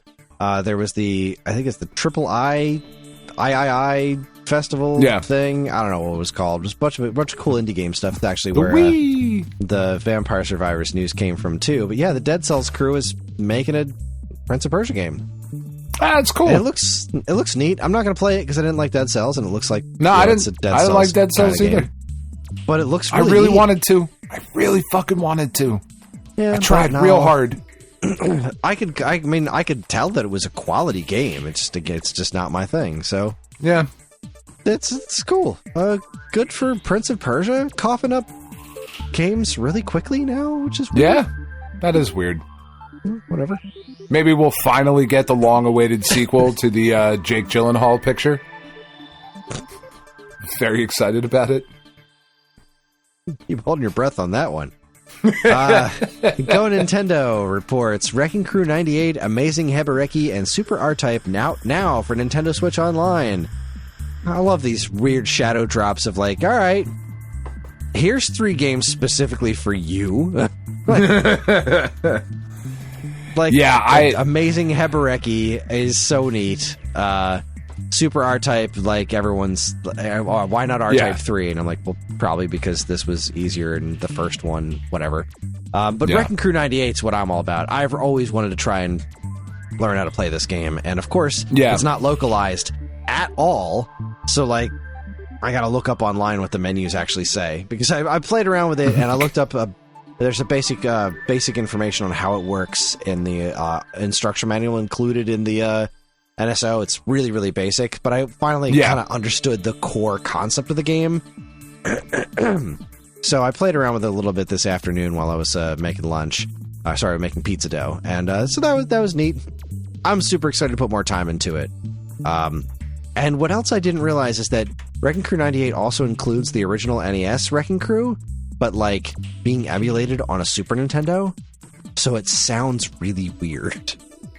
That's weird. It does. It is, and it does sound... It's just the sound. Looks spot on, but the sound is like... It's like the Super Nintendo was using samples of, like, recordings of the sounds from the NES game to try to recreate it. It's very strange. Very, very strange indeed.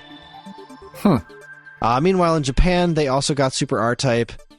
They got Super R-Type, Battletoads, and Battle Maniacs, which we got last time.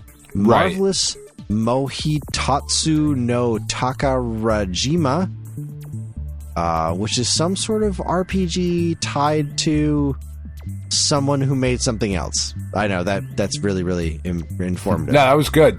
That was good. That was really good, Chris. This is it's not really strictly an RPG. I need what's the information about this? This is Eiji Onuma directed this. Okay. Who went on to be the guy in charge of the Zelda series. So this is a game that he directed. It's a first party Nintendo game that I'd never even heard of. It was developed by R&D2, and I think it came out on the Satellaview. Okay. I think it hit Satellaview first, or it was like a cartridge game, and then there were add-ons to the Satellaview. But it's it's kind of an RPG-ish top-down game that's got like fishing and things in it. It's kind of fascinating. I don't know that I'm not going to be able to play it because it's all in Japanese. I mean, I could turn it on, but like I could play Mother 3 in Japanese right now, but I'm not gonna because I can't read Japanese. It's not going to happen. Nope. Not going to make any sense to me. So that's an interesting lineup. Yeah. Not really for me. Yeah, I'm all about that Wrecking Crew. Yeah. But other than that, Wrecking Crew doesn't really interest me. I mean, Super R-Type is cool.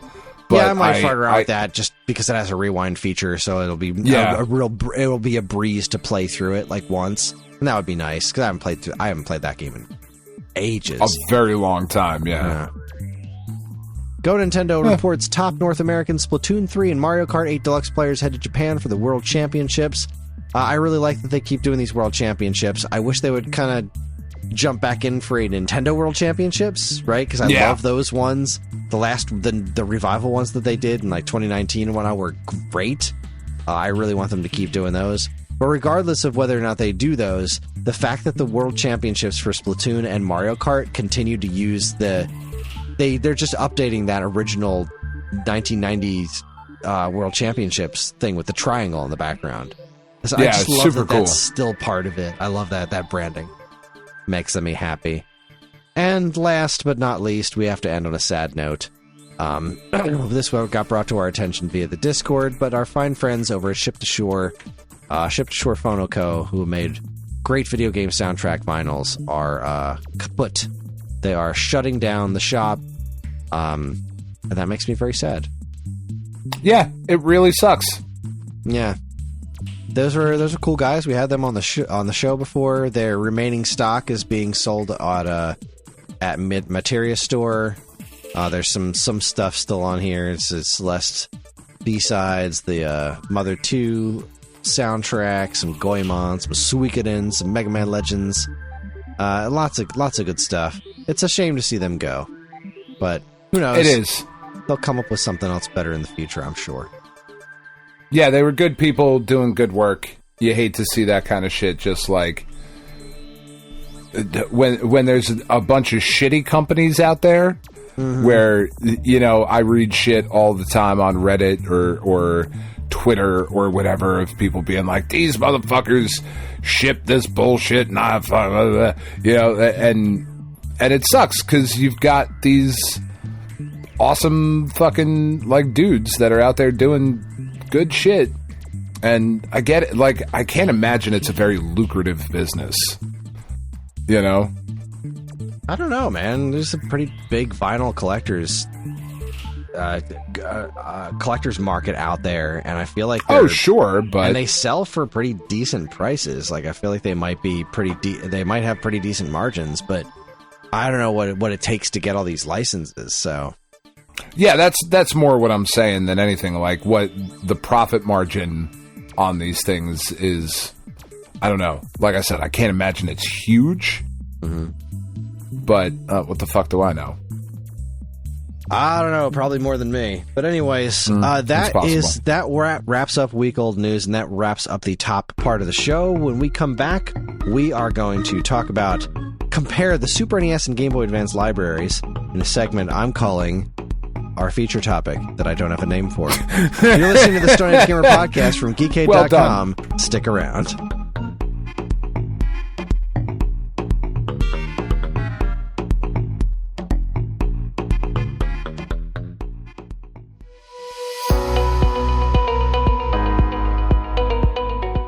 Hi everyone, Kris here. Podcast listening is free, but podcast creation is not. That's why the Geekade Patreon exists. In an effort to help us pay the bills, we've got a Patreon page set up where you can gain access to our monthly podcast topic schedule, get early access to many of our shows, and more. If you'd like to help support Geekade and keep these shows running week after week, head over to the Geekade Patreon page, linked in the show notes of this very podcast.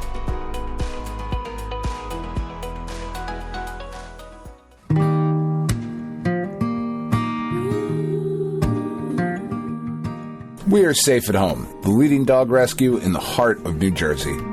Are you searching for a loyal companion, a dog that will bring love and joy to your home?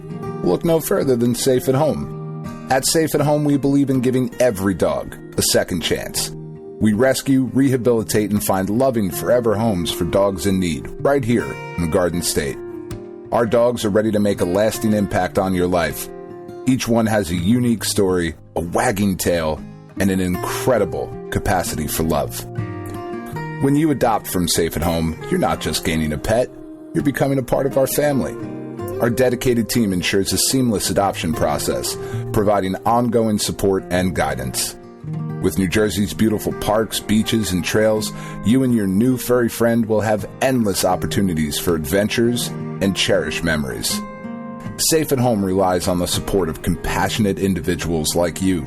Your donations and volunteer work enable us to continue saving lives and finding forever homes for these amazing dogs. Join us in creating a safer, happier community for dogs in New Jersey. Together we can make a difference and give every dog the chance to feel safe at home. Visit our website or call us now to learn about how you can be a part of the Safe at Home mission. Safe at Home, because every dog deserves to be loved and protected. www.safeathomerescue.org.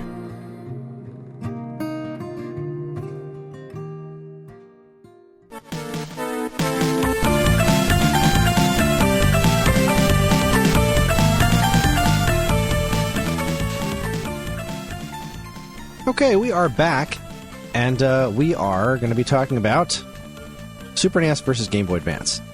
This was actually sent to us back by back closer to our 500th episode from Kris B. Thank you for all of this, by the way, Kris B.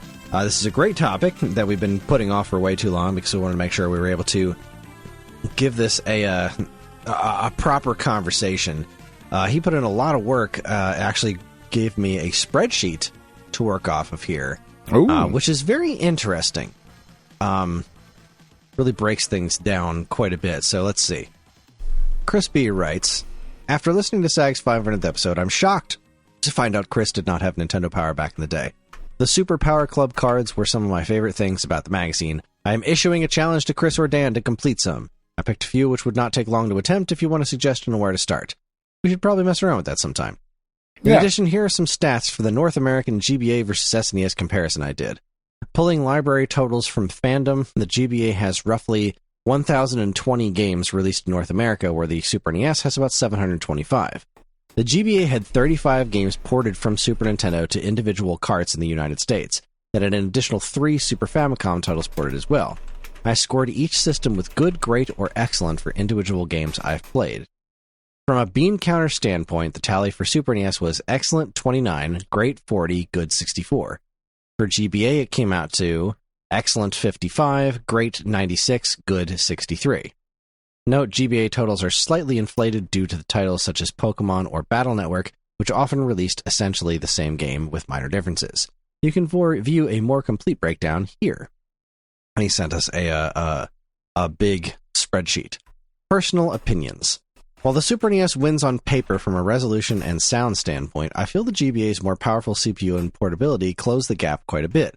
In addition, the GameCube GBA player is outstanding for playing titles and helps with the sound. The original port of Doom performs better than its Super NES counterpart, but the sound hampers the experience. Doom 2 on the GBA is an excellent port given the limitations of the GBA, and I have no idea how they did it. Neither do I. That game was pure magic. It really is. With the addition of saves on a per-level basis, link cable support for better versions of Mario Bros. 4-player, and the e-reader support which gave additional items and 10 new levels to the game, Super Mario Bros. 3 shines best on the GBA, even with the reduced resolution. It's even better if you got the Japanese cards. I think the total additional level count was 32 or 38, which was outstanding. Those additional levels are also like nothing else Nintendo had done at that point. You really saw the bones of Mario Maker here. I believe you can play them on NSO today. You can. I like the quality of life improvements Link to the Past got, such as save and continue and save and quit changes. Four Swords was a really nice addition. I'm not sure if Four Swords Adventures would have been made without it. Random facts. The Donkey Kong Country ports were actually new engines recreated by Rare since the original code was on floppy disks, and they thought it would be easier to start fresh.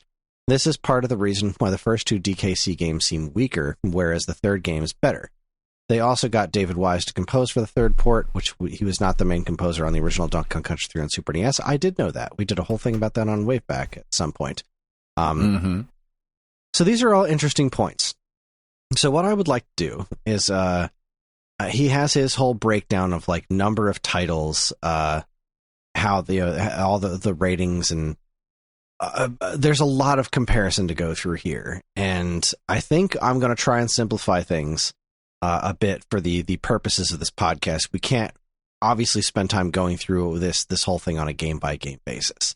Right. So, let's see. He's got franchise comparisons. But we're not going to. Yes. So we've got franchise comparisons here, which is... This is actually quite useful here, this franchise comparisons. Because this is probably what I was going to do most of all, was the franchise comparisons, just to see how each system handled each individual franchise. So let's talk Mario. We're going to start off with Mario. Mario, number of North American Super NES titles 4, number of North American GBA titles 4. I'm not sure what you mean by that. Mario mainline games on Super Nintendo was Super Mario World and technically Super Mario All-Stars. What else are you considering mainline Mario games? I mean, get Yoshi's Island, perhaps? I mean, that technically fits. Yeah, but he's also got Yoshi listed down here. Yoshi's Island is a Yoshi game, and I've scored it as such. Okay. Yeah, I'm confused by that. Right, what am I forgetting? Looking at my wall here. Mario RPG, Super Mario Kart, but those all fit in the spin-off category. All right, well, based off of what I can only surmise makes sense to me. You got Mario games on Super Nintendo, you had Super Mario World, and you had Super Mario All-Stars. Whereas the Game Boy Advance had Super Mario Advance 1, 2, 3, and 4. Super Mario Advance is 1, 2. Super Mario Advance 1, 2, and 4 are Super Mario All-Stars, minus the original game and the Lost Levels. Mm-hmm. And Super Mario 1, 2, 4, right? 1 was Advance. No, 2 was... my brain. My brain just completely failed me on the Mario Advance games, which are... Oh, right, because Yoshi's Island is the other one, right. So 1 and 4 were Super Mario 2 and Super Mario 3, and then Super Mario Advance... God damn it, Nintendo. Super Mario Advance 2 was World. Super Mario Advance 3 was Yoshi's Island. I know there's extra content in those Mario Advance games, but having them all be their own separate entities where they're all packed in together in one All-Stars thing on Super Nintendo, I think is an advantage for Super Nintendo. Also, the Super Nintendo games sound better. They don't have those annoying voice samples. They are missing the Mario Brothers stuff, which is great on the GBA games. But I really got to say, I don't like going, with the exception of the e-reader levels in Super Mario 3, which are great. If I'm ever going to play those games, I'm playing the Super Nintendo versions. Just because I don't particularly care for the way they look, sound, and play with the lower resolution screen. The everything's more compact. You can't see quite as much. And especially the first Mario All-Stars with the voiceovers is really, really grating. For as interesting as it is, the stuff that they added to it, for just mainline Mario platformers, I got to give that to Super Nintendo. What do you think? I think that makes sense, somebody who cares deeply about Mario very, very deeply. I think that makes sense. I think that's fair.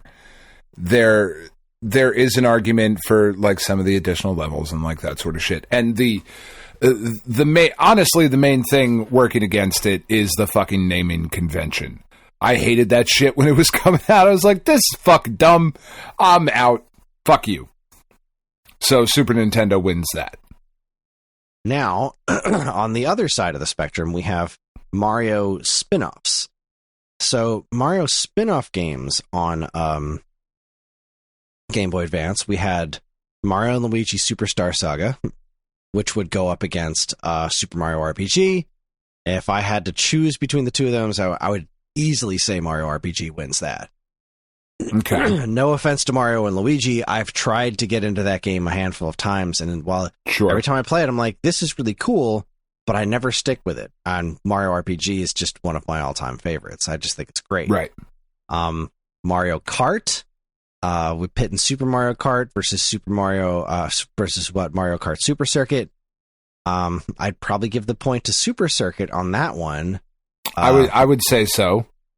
Yeah, because Super Mario Kart, it has the disadvantage of being the very first Super Mario Kart game, but it's also always in split screen, and all of the original courses are in the GBA game, which has a lot. It just has a lot more to it. So there's just a lot more in that particular package, and if you're doing the one-to-one comparison, you have to compare what's there. Now, other Mario spin-offs, like let's see, there's like garbage like Mario is Missing and Mario's Time Machine. None of that exists on GBA. Right. Trying to think of any other Mario spin-offs on Super Nintendo, and I'm kind of drawing a blank, whereas Mario Paint. Right, Mario Paint. Oh, there's nothing like Mario Paint on Game Boy Advance. Right. Mario Paint I don't know is that, extremely cool. Do we consider that a spin-off? Oh, yeah, it's a Mario I mean, I would argue that you do, but... Yeah, I would. Let me look at my collection here. Let's see. Let's go to Report, Super Nintendo. You are, of course, the arbiter of all things Mario. I mean, I have most of that nonsense. Let's see. Mario Paint, Mario All-Stars, Mario Kart, Mario RPG, Tetris, and Dr. Mario. GBA also had a Dr. Mario, I think.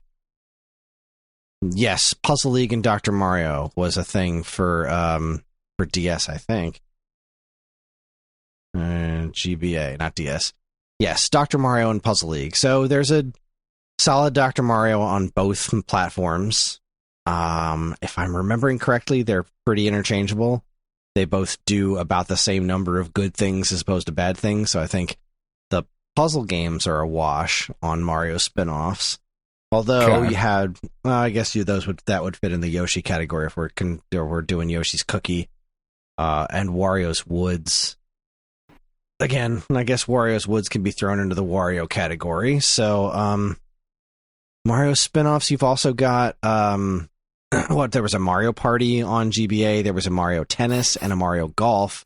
None of those existed on the Super Nintendo. So, and minus Mario Party, because that game is a piece of shit and you should feel bad for playing it. The other ones were pretty good, though. Yeah, Tennis and Golf on GBA were solid. So were really good. Yeah, I think overall, if I have to choose between having the tennis and the golf over the garbage Mario's missing, Mario early years, kind of a strike against I think GBA takes the spin-offs.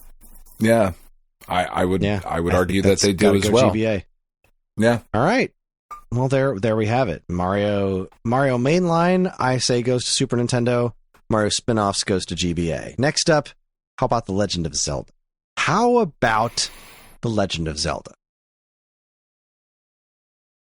Zelda for Game Boy Advance had a port of A Link to the Past, which also included some bonus stuff, including Four Swords.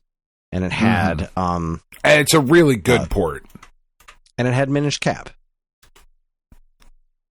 Right? Is that it for GBA Zelda games? Again, he's got 4 listed here, but I don't know... Hold on, I'm pulling up my my thing here. I just got to find where the fuck I put it. Hold on 1 second. Evan, feel free to edit. Where the fuck? Hold on. Because every time I start to organize things in my my Google Drive, I'm like, oh, this makes sense. And it does at the time. Oh, I see what he's including. The Game Boy Advance NES series. I don't know that I necessarily count that. I mean, it is on the platform, though. It is on the platform. And I guess that must be where at least one more, the original Super Mario Brothers was re-released as a $30 game on Game Boy Advance. Yeah. The thing about those is I don't necessarily think of those as a good thing. I mean, they were neat enough at the time, but they're among the worst ways to play those games because in order to make them fit the screen, they removed like lines of pixels. So the graphics are weirdly garbled on them. I'm not a fan of those at all. Right. And this is all versus the only singular Zelda game released on Super Nintendo, A Link to the Past. A Link to the Past for Game Boy Advance is a solid port, for sure. Yeah. My thing isn't working, so, okay. I will always play that on Super Nintendo as opposed to Game Boy Advance, though. Like, sure. No question.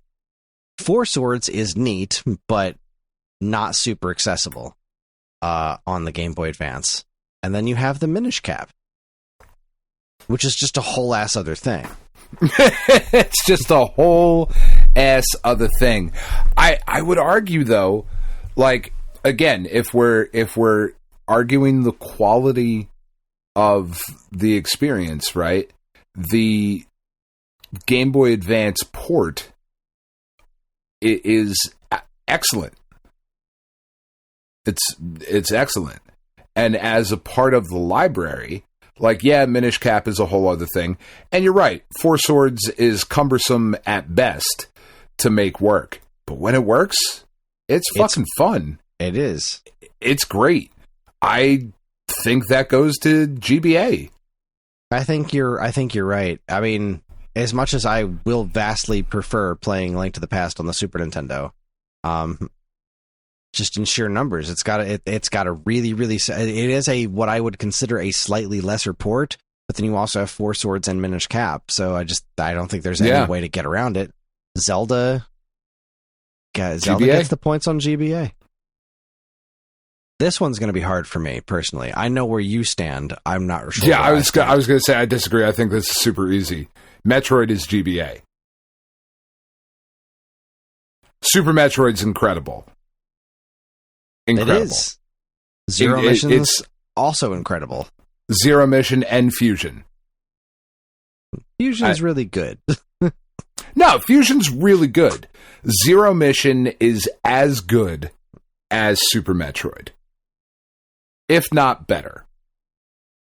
Do I like it better? Not necessarily. I disagree with you because Zero Mission, I think has the potential to be as good as Super Metroid, but it falls short of Super Metroid because of limitations of the hardware. The screen is more cramped, and you don't have as many buttons to work with. So things like running have to be done by building up inertia instead of holding down a specific button to run and having the ability to run versus walk whenever you want to. The switching of the weapons on and off works differently because of the limitations of the platform. Yeah. It's also a much shorter game than Super Metroid. That's true. Because it's a remake of the original Metroid. There's fewer interesting locales to go to. There's fewer crazy interesting boss battles. I adore Zero Mission, but I will gladly play Super over Zero Mission any day of the week. And again, Super has the advantage of the visuals and the overall tone, because the Super Nintendo was able to produce such crystal clear, clean sounds when it wanted to. Yeah. The Game Boy Advance always has that crunchy nature to it. Metroid Zero Mission, again, I think is an absolute masterpiece, but personally, I lean towards the Super Metroid. The problem that comes in is, are two really good Metroid games better than one really good Metroid game? That's where I'm having the trouble.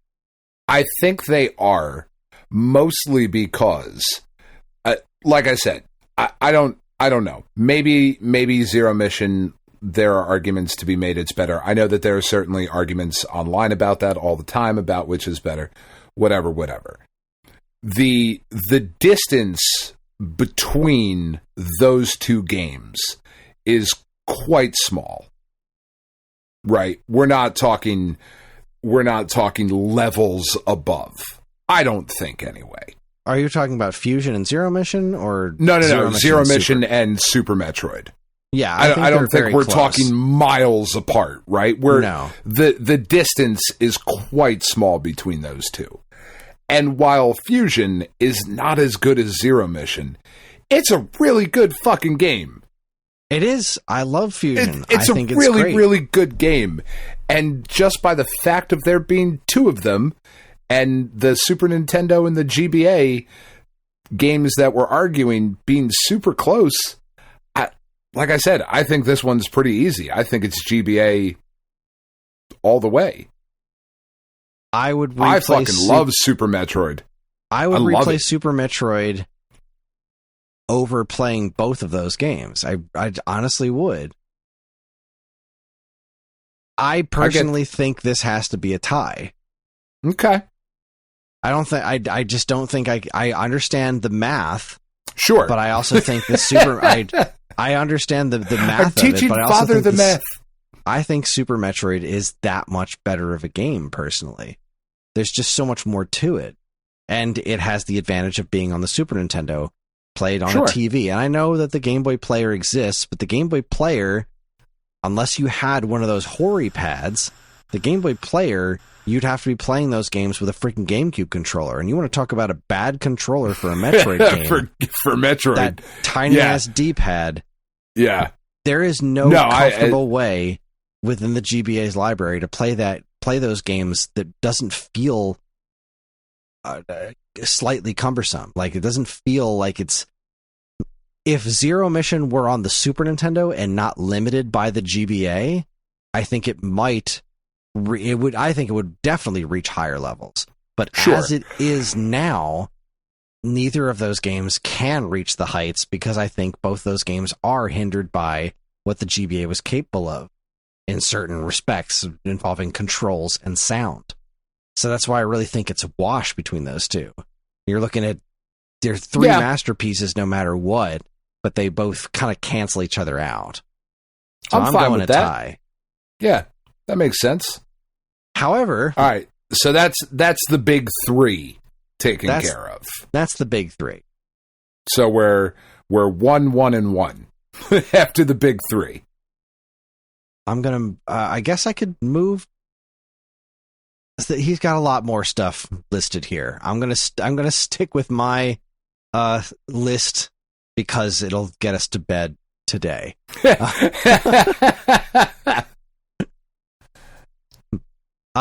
Pokemon did not exist on Super Nintendo. Yeah, and yet that's Pokemon not very nothing. exists on GBA. I mean, obviously there's no like points. There's no option to not give points to GBA, but I think the Game Boy Advance needs to get credit for having Pokemon games. 100%. Yeah, and that's not just a big thing that doesn't exist there. Not just having Pokemon games, but having some of the most beloved games in the franchise. Indeed, it does itself quite well. On the other hand, the Super Nintendo had Star Fox, and the GBA did not have any Star Fox games. I only would had give the one. 0 points for Star Fox. I definitely give a point for Star Fox. I do not like Star Fox. I love Star Fox. I know you do. I'm just being a dick. This one's going to be interesting, and that is Kirby. Man, so I'm going to have to rely mostly on you for this one, because while I know of the games, I certainly did not spend time with them. And I know, the Super Nintendo has not just Kirby games, but the Kirby, like, spin-off stuff as well that the GBA didn't have. Correct. On his spreadsheet, he wrote, Super Nintendo probably wins here, but Nightmare in Dreamland is amazing, and I could not agree more. Nightmare in Dreamland on Game Boy Advance is a remake of my favorite Kirby game, Kirby's Adventure for NES, and it is so goddamn good. It is such a great remake. I love that game to death. Yeah. But Super Nintendo had Dreamland 3, which I don't particularly care for, Superstar, which is great, Kirby's Dream Course, which is amazing, and Kirby's Avalanche, which is Puyo Puyo. Right. This, similar to the Zelda situation, just has to take it in pure numbers. So I have to give this one to Super Nintendo in the Kirby department. I'm going to trust you on that. Which moves us on to Donkey Kong. Good old Donkey Kong. So he's got Donkey Kong and Donkey Kong spin-offs listed differently. I'm going to lump all this stuff in together. Okay. All right. So what do we got? Super Nintendo. Super Nintendo is Donkey Kong Country 1, 2, and 3. Okay. That was it for Donkey Kong on Super Nintendo. Nothing traditional Donkey Kong. Donkey Kong on the Game Boy Advance had Country 1, 2, and 3, as well as King of Swing, and what's the other one? There's another spin-off. Oh, Mario versus Donkey Kong. Yeah. I think so. So here's my feeling on that. The Super Nintendo Donkey Kong Country's obviously better. Hands down. That's not a question. You could argue the third one was technically better on GBA because that really had a lot of different stuff and it had a much better soundtrack, in my humble opinion. Right. But I still don't think it's very good. So I think that's kind of a wash. But taken as a package, the Super Nintendo gets that there.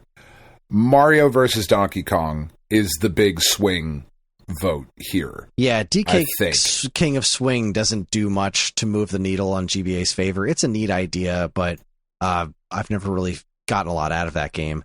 Mario versus Donkey Kong is one of those things that, like, I really like that game, but I just have a hard time sticking with it. It's not like Donkey Kong 94 enough. And even the Switch remake I haven't been playing. Like, I just keep forgetting that it's there. Right. But it is really good. It is really good. That said, Donkey Kong Country, I didn't like Donkey Kong Country 1 on GBA at all. And I didn't play Donkey Kong Country 2 on GBA because, again, I didn't like the way it looked. I didn't like the way it sounded.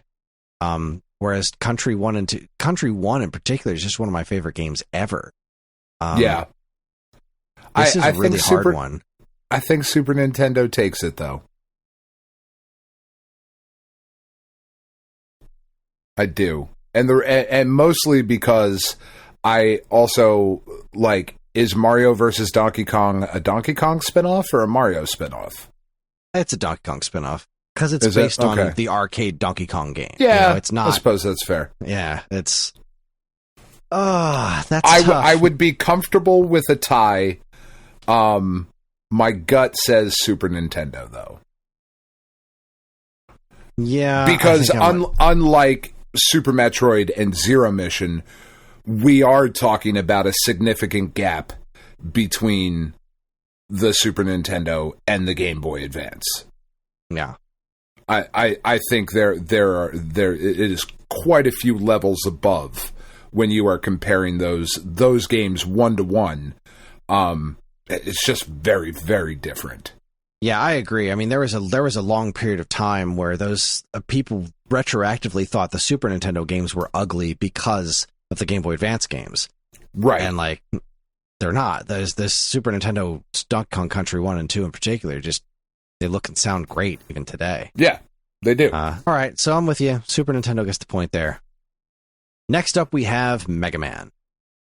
So, Mega Man on Super Nintendo had Mega Man 7, one of my favorites, Mega Man Soccer, Mega Man X 1, 2, and 3. Game Boy Advance had the, I'm going to say, abysmal Mega Man and Bass. The Super Famicom version's a lot better, but it's still not a great game. But that Game Boy Advance version of Mega Man and Bass can go jump in a friggin' lake. It's bad. And then it had all the Battle Network games, right? Yes. Yeah. What Battle Network up to 4? Yeah, what was on? I'm trying to look for what was on Game Boy Advance specifically. 4, I think, is when they did like the different color versions, the way Pokemon was doing their shit. Mm-hmm. I have never liked the Battle Network games. I like the first one okay. They are, I think, without knowing this to be true, the most successful Mega Man has ever been. I think you're probably right. Like, and I don't even think it's very close, actually. See, that's difficult to say because I don't know. I couldn't say, like, as far as sales are concerned. I want to say the X games sold very well, or at least the first one did. But the Battle Network ones, there was cartoons and I was huge. Cartoon of the original series. Yeah, it was pretty big. So I think you're probably right. But the Battle Network cartoon was huge. The original Mega Man cartoon was a show that aired. It was a show that was on television. Yeah, it's not to put too fine a point on it. Also, I think after Mega Man X, the X games are pretty shit. Right there with you. Oh, shit. The Mega Man Zero games were also on GBA, though. And 1, 2, 3, and 4. Accounting for the Mega Man Zero games as well, I think that is very, very much in GBA's court, as it were. Yeah. So GBA doesn't have X. Sure. So we're pitting 7, Soccer, X 1, 2, and 3 versus all the Battle Network games, which now all we're the just Zero games and the 4 Zero games.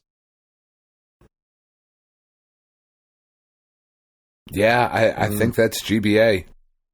Really? I do. Yeah. Well, like, I know we're 7 we're talking about things being successful is one thing. I'm talking about what I think are better. And 7's one of my favorites. I like 7. I, however, like the Zero games more than any of the X games. Ooh. I haven't spent enough time with the Zero games, but the original Mega Man X is another one. Like 7 and X are some of my favorite Mega Man games on any platform. It's tough. Yeah. The Battle Network games, the Battle Network games, I feel like are almost counting against GBA.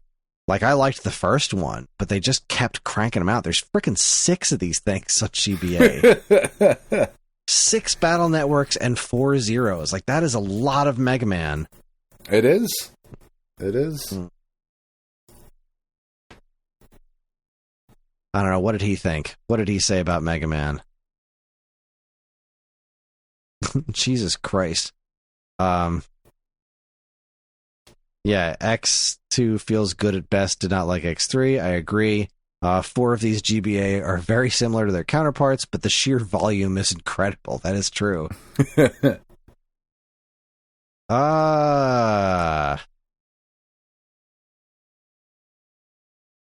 I kind of want to say, so regular, you're putting Mega Man 7 versus Mega Man and base. Like, that's not even a contest. No, Mega Man 7 takes that hands down. But then that just leaves Mega Man Soccer, which is interesting. But not very good. Not very good, but it's interesting. It's neat. And then you've got the 3 Mega Man X games, which, while I don't necessarily... I adore the first game and don't really like 2 and 3 very much, there are people out there who think those games are spectacular. So I almost want to say that the X games... like the X game versus the Zero games kind of cancel each other out.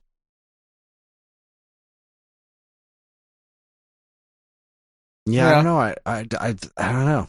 This is a tough one. I almost want to call this one a tie. I was going to say, put it as a tie for now, and if we need to revisit at the end because we're tied everywhere else, right? We'll see. That makes sense to me.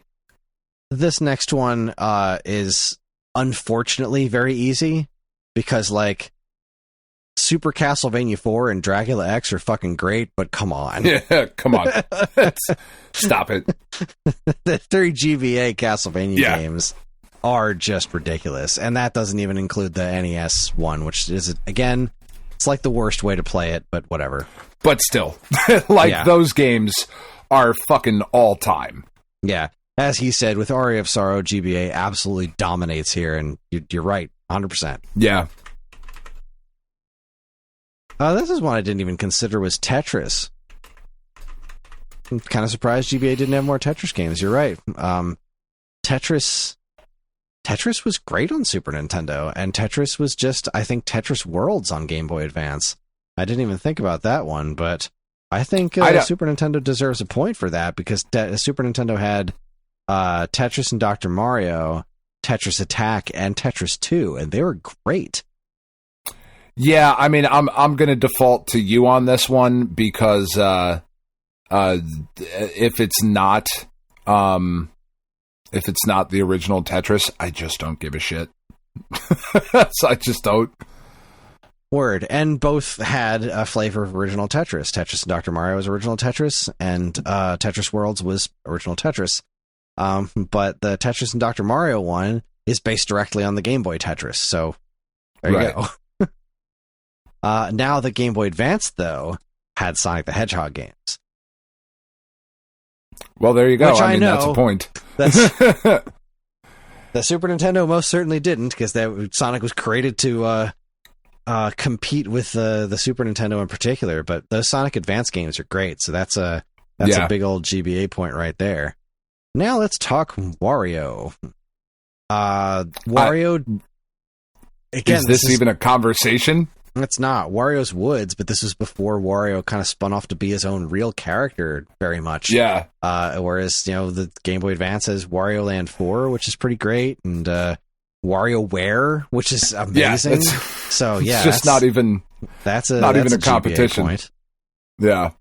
F-Zero, though, this one I think is harder because while there were, I think, 3 original F-Zero games on Game Boy Advance, I don't think any of them are as good as the one original F-Zero on Super Nintendo. I don't know that I agree with that. However, I don't think they're all that much better. Like, I don't think it's like, oh my god, this is the fucking best one. Yeah, like, I would call that a wash. I spent a lot of time with Maximum Velocity. What does he have to say about F-Zero? Anything? F-Zero 1 versus 2, and he has no notes about it. I think there was a third one in Japan, too. Maybe. Yeah, I don't know. This one's kind of a wash. Yeah. I think it's out of pure quantity, and there's like some things that are better about it. The Super Nintendo one is very limited. Yeah, I'm going to give that one a tie. Let's see. Let's see if there are any specific, before I go into these like kind of general categories to kind of close this out. What other specific like Golden Sun, but that's I'm going to put that somewhere else. That's going to go somewhere else. Like, I was going to compare RPGs as a total, which is going to be an interesting category. Castlevania Turtles. I disagree. I do not think that is even close. What's Super Nintendo versus Game Boy Advance? For RPGs? I don't know. There's a lot. I have to think about it because there are so damn many of them, like in every direction. So, like, I don't know. Yeah, it doesn't. I don't think any of these other ones I'm going to really dive into very much. Like, there's Yoshi.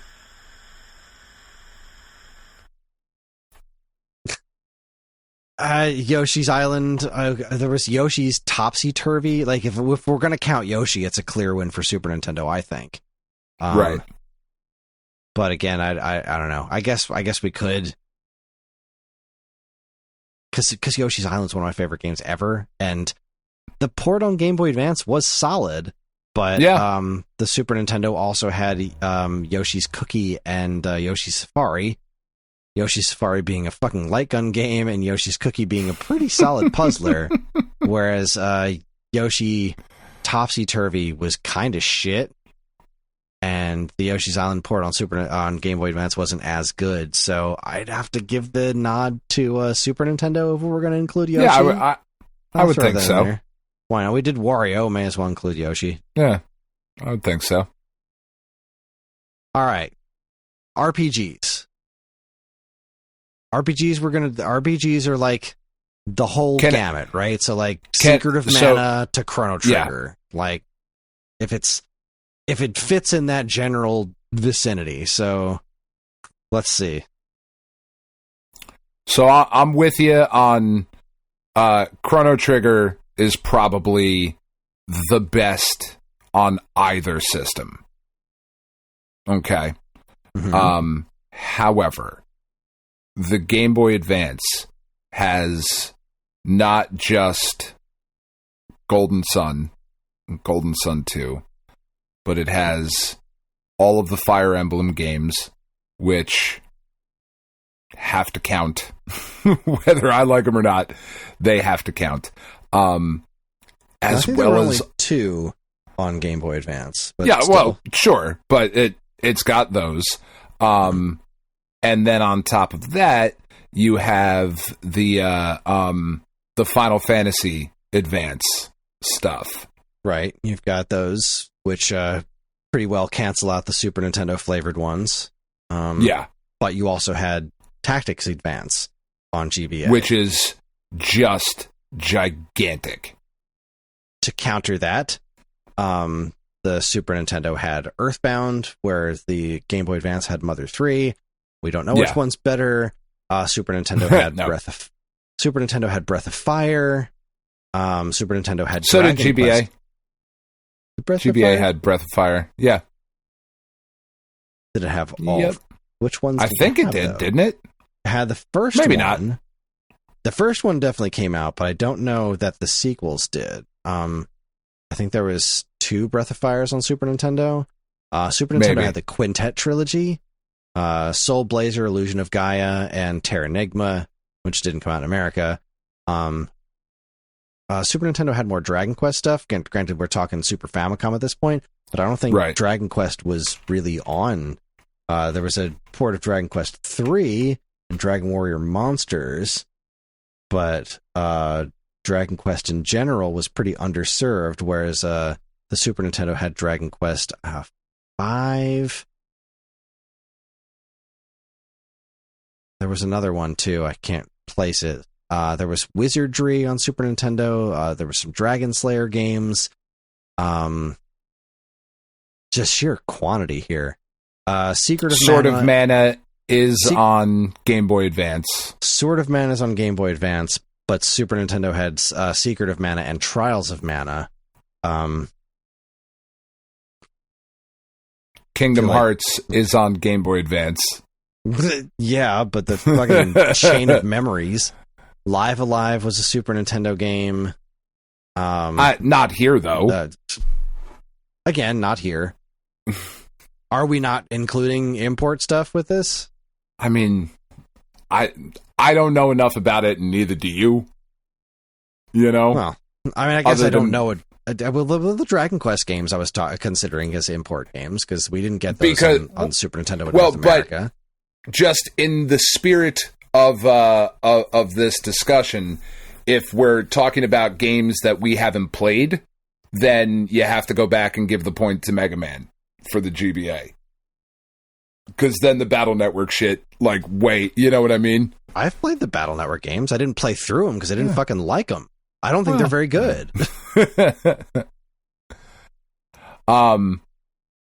I hear what you're saying. Secret of Evermore was on Super Nintendo. None of that shit is as good as Golden Sun.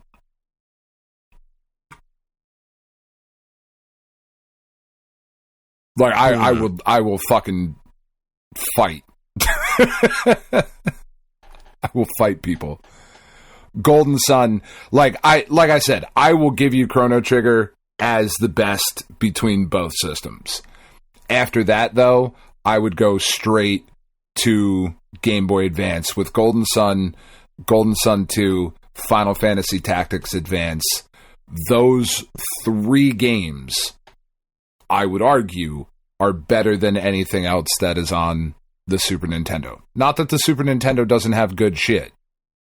Yeah, I mean, I would have to say the Tactics Ogre on GBA is really fucking good. I know you're not a tactics because the original Ogre battle was on Super Nintendo. Yeah, Tactics Ogre is better, in my opinion. You've got the Shining Force stuff that's on there. Fuck. What else? I mean, you could throw Pokemon in there, even though we already gave the Pokemon the point on there. But if you count Pokemon, then that's the end of that conversation, like for sure.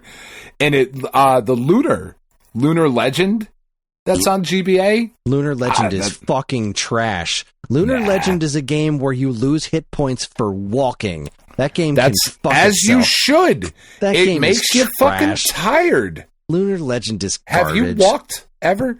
No. With the the Final Fantasy shit, the Final Fantasy collection that's on GBA, that's pretty good. Yeah, GBA definitely has the leg up in the Final Fantasy department. Yeah, I think I as much as I would say personally, Chrono Trigger at least cancels out the Golden Sun games. There's too much other stuff on the GBA to overlook. Like, there's just too many other games. Like, I think the Mana games, I think the Super Nintendo Mana games are better than the GBA one, but at the same time, like, there's just sheer quantity of everything else. Yeah, Breath of Fire 1 and 2 hit GBA. Yeah. So, and I mean, and we're kind of focusing more on, like, traditional RPGs.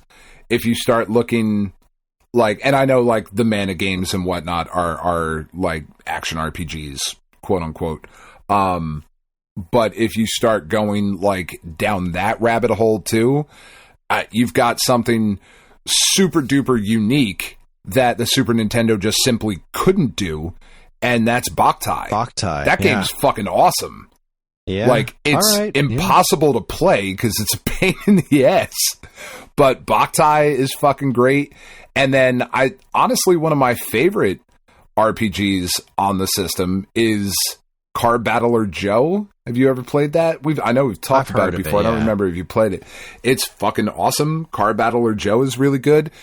And then it's almost not fair to put these into the RPG, even though they are tactics RPGs.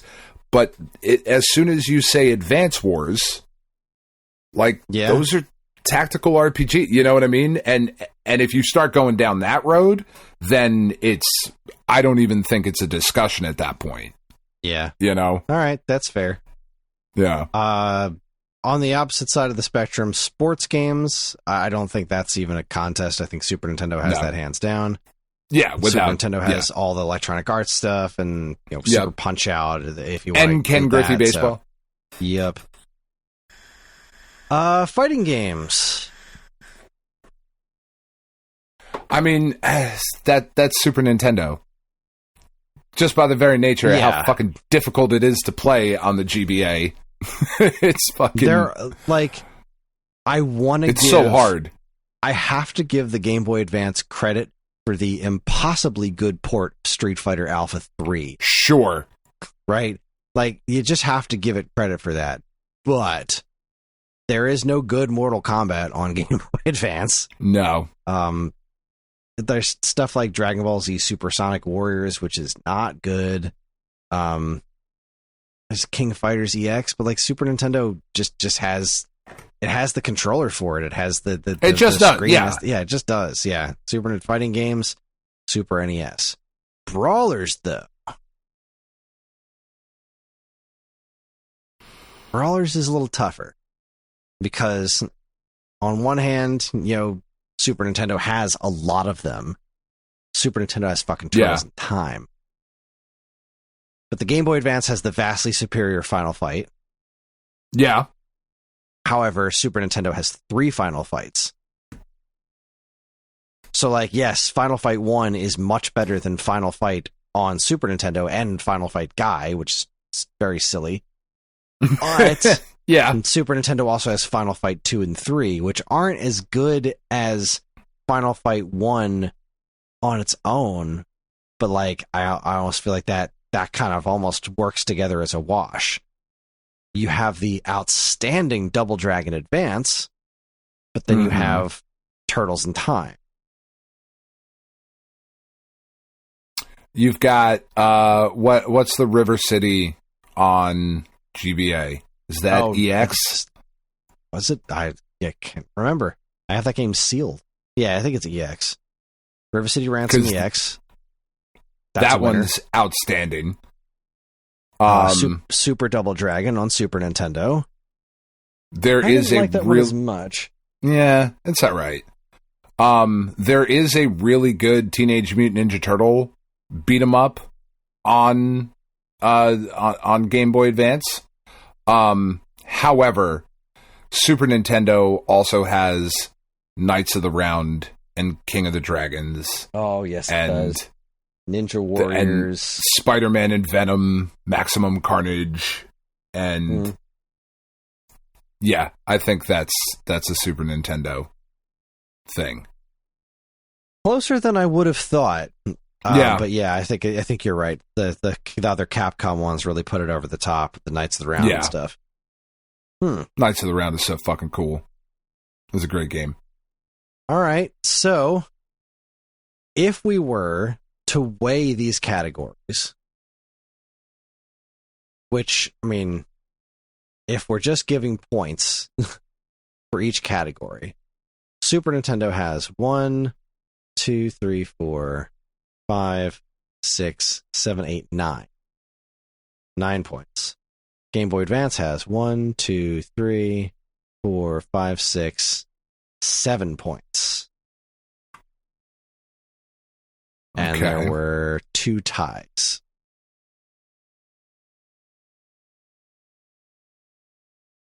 So, I don't know. What do you think? Obviously, the only way to really determine this would be to really break it down title by title, as opposed to which system did this kind of thing better. Right. Because I'm sure there's stuff that we're missing, and I'm sure there's other things that we could throw out here that would give more points to Game Boy Advance. If we just did a category for strategy games in general, then there's another point. Sure. Which, I mean, what the hell? I'm going to do that. I'm going to say that.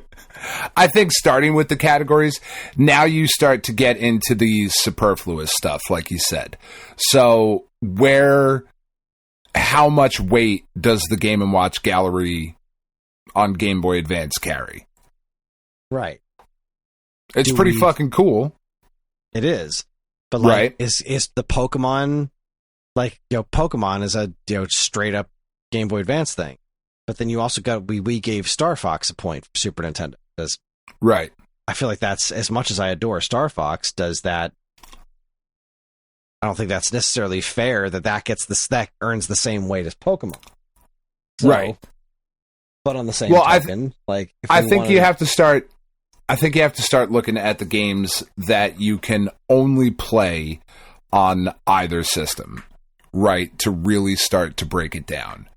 And there is a very, very strong argument for Super Nintendo, because you can't play Chrono Trigger or Super Metroid or Super Punch-Out on Game Boy Advance, right?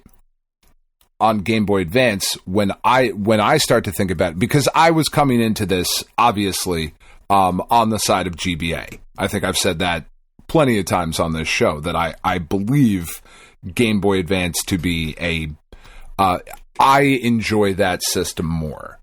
And I start looking at it as like, as much as I love Chrono Trigger and Super Metroid and Super Punch-Out and some of those things that are that console exclusive, when I start to look at the GBA library, I start to get into some stuff that I just find just incredibly interesting, and games that I really love. Things like Sigma Star Saga, which is just a ridiculous RPG that's also a shmup. At the same time, it's fucking great. Gunstar Superheroes is one that is just fucking crazy good. Advanced Guardian Heroes, obviously on Game Boy Advance. The Advance Wars games, all of the Castlevanias. Like, for me personally, that just kind of puts it over the top. I'm like, yeah, but I can play these Castlevania games here. You've got things like the Astro Boy game that is just incredible. Drill Dozer, which is really fucking cool. Ninja 5.0. Like, when you start to look into the, like, okay, you've got the big titles for each system. When you start to get into the other stuff, that's where I think Game Boy Advance really shines. Well, I mean, Game Boy Advance doesn't have any Bubsy games. Well, I mean, that is certainly 2 or 3 points off, because it doesn't have those. But you know what I mean? Like, if I'm comparing, like, platformers, right, and I'm thinking, like, I could play Drill Dozer or Aero the Acrobat. Like, I like Aero the Acrobat, but Drill Dozer, I think, is better. You know, like that kind of stuff. Yeah, Drill Dozer's neat, but Super Nintendo has the Twisted Tales of Spike McFang. It has UN Squadron. Yeah, it has Sparkster. I don't love that game that much. Sparkster is... Spike McFang is fucking great. Sparkster is outstanding. UN Squadron's one of the best shoot-'em-ups ever made. Yeah, you're not wrong. You've got X-Men Mutant Apocalypse. Where... NBA Jam. NBA Jam was on Game Boy Advance, wasn't it? I don't think it was. Imagine it was. Where was there were... I don't remember if there was. Was there a Harvest Moon for Super Nintendo? I know there was for GBA. The first one was on Super Nintendo. Is Super Nintendo, right? Yeah, okay. That system. Yeah, NBA Jam 2002. And no, that's not as good as NBA Jam Tournament Edition on Super Nintendo, not by a fucking long shot. No, probably not. But yeah, more Demon's Crest. If you want to compare Contra games, Contra the Alien Wars EX has interesting stuff, but Contra 3 the Alien Wars on Super Nintendo is just flat out better. Like, it's just a better game. I think for any of that kind of stuff that you're talking about, those weird, unique titles, there's also a similar weird, unique title on the Super Nintendo. There's no Lemmings on Game Boy Advance, and there's Lemmings 2 There the shouldn't Tribes. be Lemmings anywhere. Nah, how dare you? Lemmings is fucking great. Is hot garbage. No, it's not. I fucking hate Lemmings. Pagane, then you've got light gun stuff, Battle Clash, Tin Star. Oh, sure. Like, yeah. You can't do that on Game Boy Advance. No. Fucking Killer Instinct, we already talked about fighting games. SimCity is on Super Nintendo, and SimCity 2000. Yeah. But, so when you start to get into that, though... Uniracers? Shut up. Don't you talk trash to Uniracers is fucking great. That game is outstanding. But when you start to... Right, like when you start to break it down, it obviously it comes down to that discussion of like personal preference, right? I for me, when I look at the libraries of those two systems, what games am I going to play first? Right, given everything available on my computer right now. If I was going to pick between the two systems, I'm going to gravitate towards the GBA, probably because I'm going to play Castlevania before I play Metroid. Now, I'm not saying that Metroid is not... I fucking love Super Metroid. Of course. Given the choice between playing the two of them, though, I'm playing Aria of Sorrow over Super Metroid. Yeah, see, I'm playing Super Metroid over Aria of Sorrow. Right. I can't play Advance Wars on the Super Nintendo. That is true. That's huge. Right? I can't play Chrono Trigger on the Game Boy Advance, certainly. That's also huge. Which is also huge. I would still argue that it's Game Boy Advance. I really do think, though, shockingly, when you look through it, I think most people who would have their like, oh, it's your gut reaction opinion, like, oh, it's obviously this one. When you actually do break it down, they are identical. Right? Like in terms of quality entertainment options available, it is shocking how on par the Game Boy Advance is. Yeah, it is a shockingly good system. It is an outstanding library, and I do think it really is all going to come down to personal preference, because I do think for all the stuff that you said about the individual titles, I think I was able to counter those pretty well just by looking at my shelf, not even looking at stuff that I don't have. And we didn't even talk about shoot 'em ups like UN Squadron and Aero Fighters and stuff. We didn't even talk about that. Yeah, and there's some incredibly good shoot 'em ups on Super Nintendo, like without question. There is some ridiculously and there are some really good shit. ones on GBA too. Yeah. So.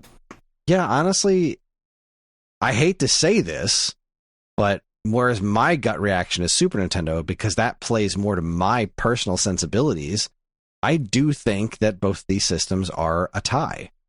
Yeah, right? Because I think when it's we on break par. this down to all these different categories, just breaking down what we have, we go 9 to 8. But some of these points are like, I think shouldn't be worth as much as others, like the Star Fox versus Pokemon conversation. Yeah. So if we really break it down into those categories, and then we break down the individual weirdo things that are all over the place, I think you're going to find counterpoints to just about anything you can say on either of the systems, on either of the other systems. I would never have guessed this in a bajillion years, because I just hold the Super Nintendo in such reference, but I do think the two of those systems really are tied. I don't think there is a clear winner there. Like, even if a game, again, Contra is such a great example of this. Alien Wars EX takes, if I'm remembering the way that game works correctly, it takes everything good from the Super Nintendo game, takes out those stupid Mode 7 levels, and replaces them with with levels from Hardcore, which is so great. However, it's still on the Game Boy Advance, so the screen's more cramped, and it's not as easy to control. So, like, it's this. That's the whole thing in a nutshell. You can have more quality on GBA but you'll always be hindered by the technology. Whereas GBA was so much newer, it had access to more things, like Sega games, and the passage of time where things could evolve from the Super Nintendo games. So I just think it's a wash. I think it's a tie. I don't think either one of them is better than the other. They're both among the best of all time. Yeah. I mean, you're wrong, but yeah. Well, there you have it, folks. This was a big fucking waste of time. No, I mean, I do think it's a really interesting thing, based on the, like, I would imagine most people's gut reaction is to say Super Nintendo. That's my guess, right? Like, most people, without thinking about it, just pick one of the two. I would imagine most people, their gut reaction is going to be Super Nintendo, because it's a home console. It appears to be, Super Metroid, Chrono Trigger, those sorts of things. But then once you really start breaking it down, it speaks more to the just insane levels of gaming that we received in this era of, like, this handheld system.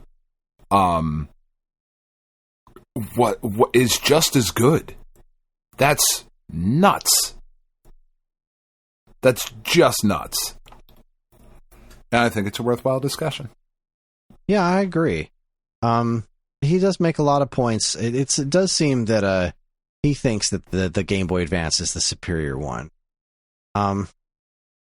He says, generally when people are asked whether Super NES or GBA library is superior, the gut reaction is to think Super NES is the upper hand. The system has a lot of reverence, and many of the beloved titles of the 16-bit era were first seen there. However, almost 40 games were ported to the GBA platform. Some are not as good as the original, but in the same vein, some are actually better on the handheld.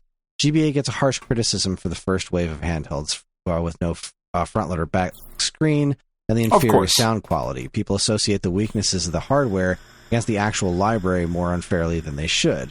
When you play games on a backlit device or the Game Boy Player, it is apparent the gap isn't nearly as large. I'm going to have to disagree with you on the Game Boy Player. I have never had a good experience with the Game Boy Player. I don't think the games come out looking very good on the GameCube. I was playing it on a CRT back in the day. I can't really get behind that thing. I certainly prefer to play it on the SP, given the option. Yeah, the SP is such a great system. The Game Boy Player is fucking cool. It is. Yeah.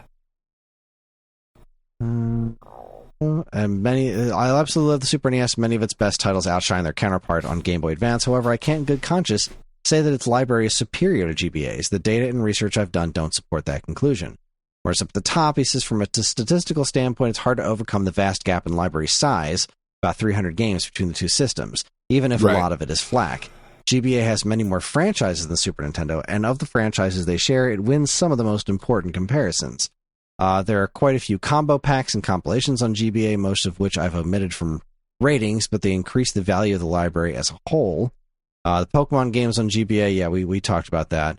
Decided to omit ratings, rating the classic NES series, but I put a fair amount of time into some of them. They're a nice bonus to have in the library. I can agree with that. Game Boy Advance Video is a neat addition.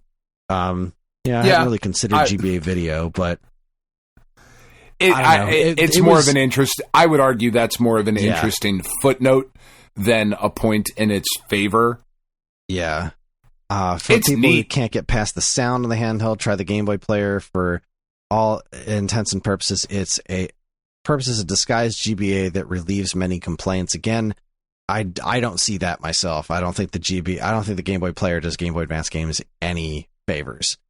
And yes, I you think can it get does sound better. The new old school Hori style controller for the best possible experience. Yeah, you'd have to get a separate controller for that. I'm still going to go with I think that this just has to be a tie. I do see what you're coming from and the sheer number of games, but it a lot of what it did built on what the Super Nintendo established in the first place. Plus, I think that we wound up in the decision camp that a lot of these categories weren't necessarily default better on Game Boy Advance than they were on Super Nintendo. I guess if you really wanted to go back, I would be okay with giving Metroid the GBA point. But I do think it's moot at this point. We're just talking in circles. I personally think it's a tie. I don't think there's an easy way to really definitively say one is better than the other. Yeah, I would agree. You know, it, like you said, it really comes down to that sensibility. You know what I mean? Like, I know if we're having this conversation, or I don't know, but my assumption is if we're having this conversation, including Mr. Sheridan, he's going with GBA because of his well-documented love of Castlevania. I think he likes the Super Nintendo Castlevania games. I think he likes the action-oriented Castlevanias better than the Metroidvania type stuff. Well, see, what the fuck do I know? Boy, this NBA Jam game on Game Boy Advance looks terrible. You just watching fucking videos now? I was just really curious. What is NBA Jam 2002 for Game Boy Advance like? And it looks kind of shitty. I think the more important question, though, is GBA or Atari Lynx? Oh, well, Lynx for sure. Blue Lightning! All right. That's it. That's enough of that. Time to wrap it up. This was a fun conversation to have, and that is our show. Join us next time for the April 10, 20, 30, 40, where we will discuss notable game releases from April 10, 20, 30, and 40 years ago. We're on most social media platforms, and if you want to get in touch with us, we aren't very difficult to find. All it takes is a quick look at our show notes, and you'll see links to our social media accounts, as well as all manner of other fun stuff, like a link to our namesake, StoneAgeGamer.com, and more useful links than you can shake a joystick at. If you'd like to get early access to this show's episodes, as well as a bevy of other shows on the Geekade Podcast Network, check out our Patreon, also linked to in the show notes. It helps keep this show running week after week, and all our patrons are loved and appreciated. This show's theme song, Squared Roots, was written by Banjo Guy Ali. You can learn all about his wonderful music and more by following the link to his YouTube channel, also in the show notes. And finally, as always, we'd like to thank our intrepid editor, Evan, for making this show listenable for all you folks. We'd like to thank all you folks for listening in the first place. That's it, everybody. On behalf of Dan and myself, keep playing games.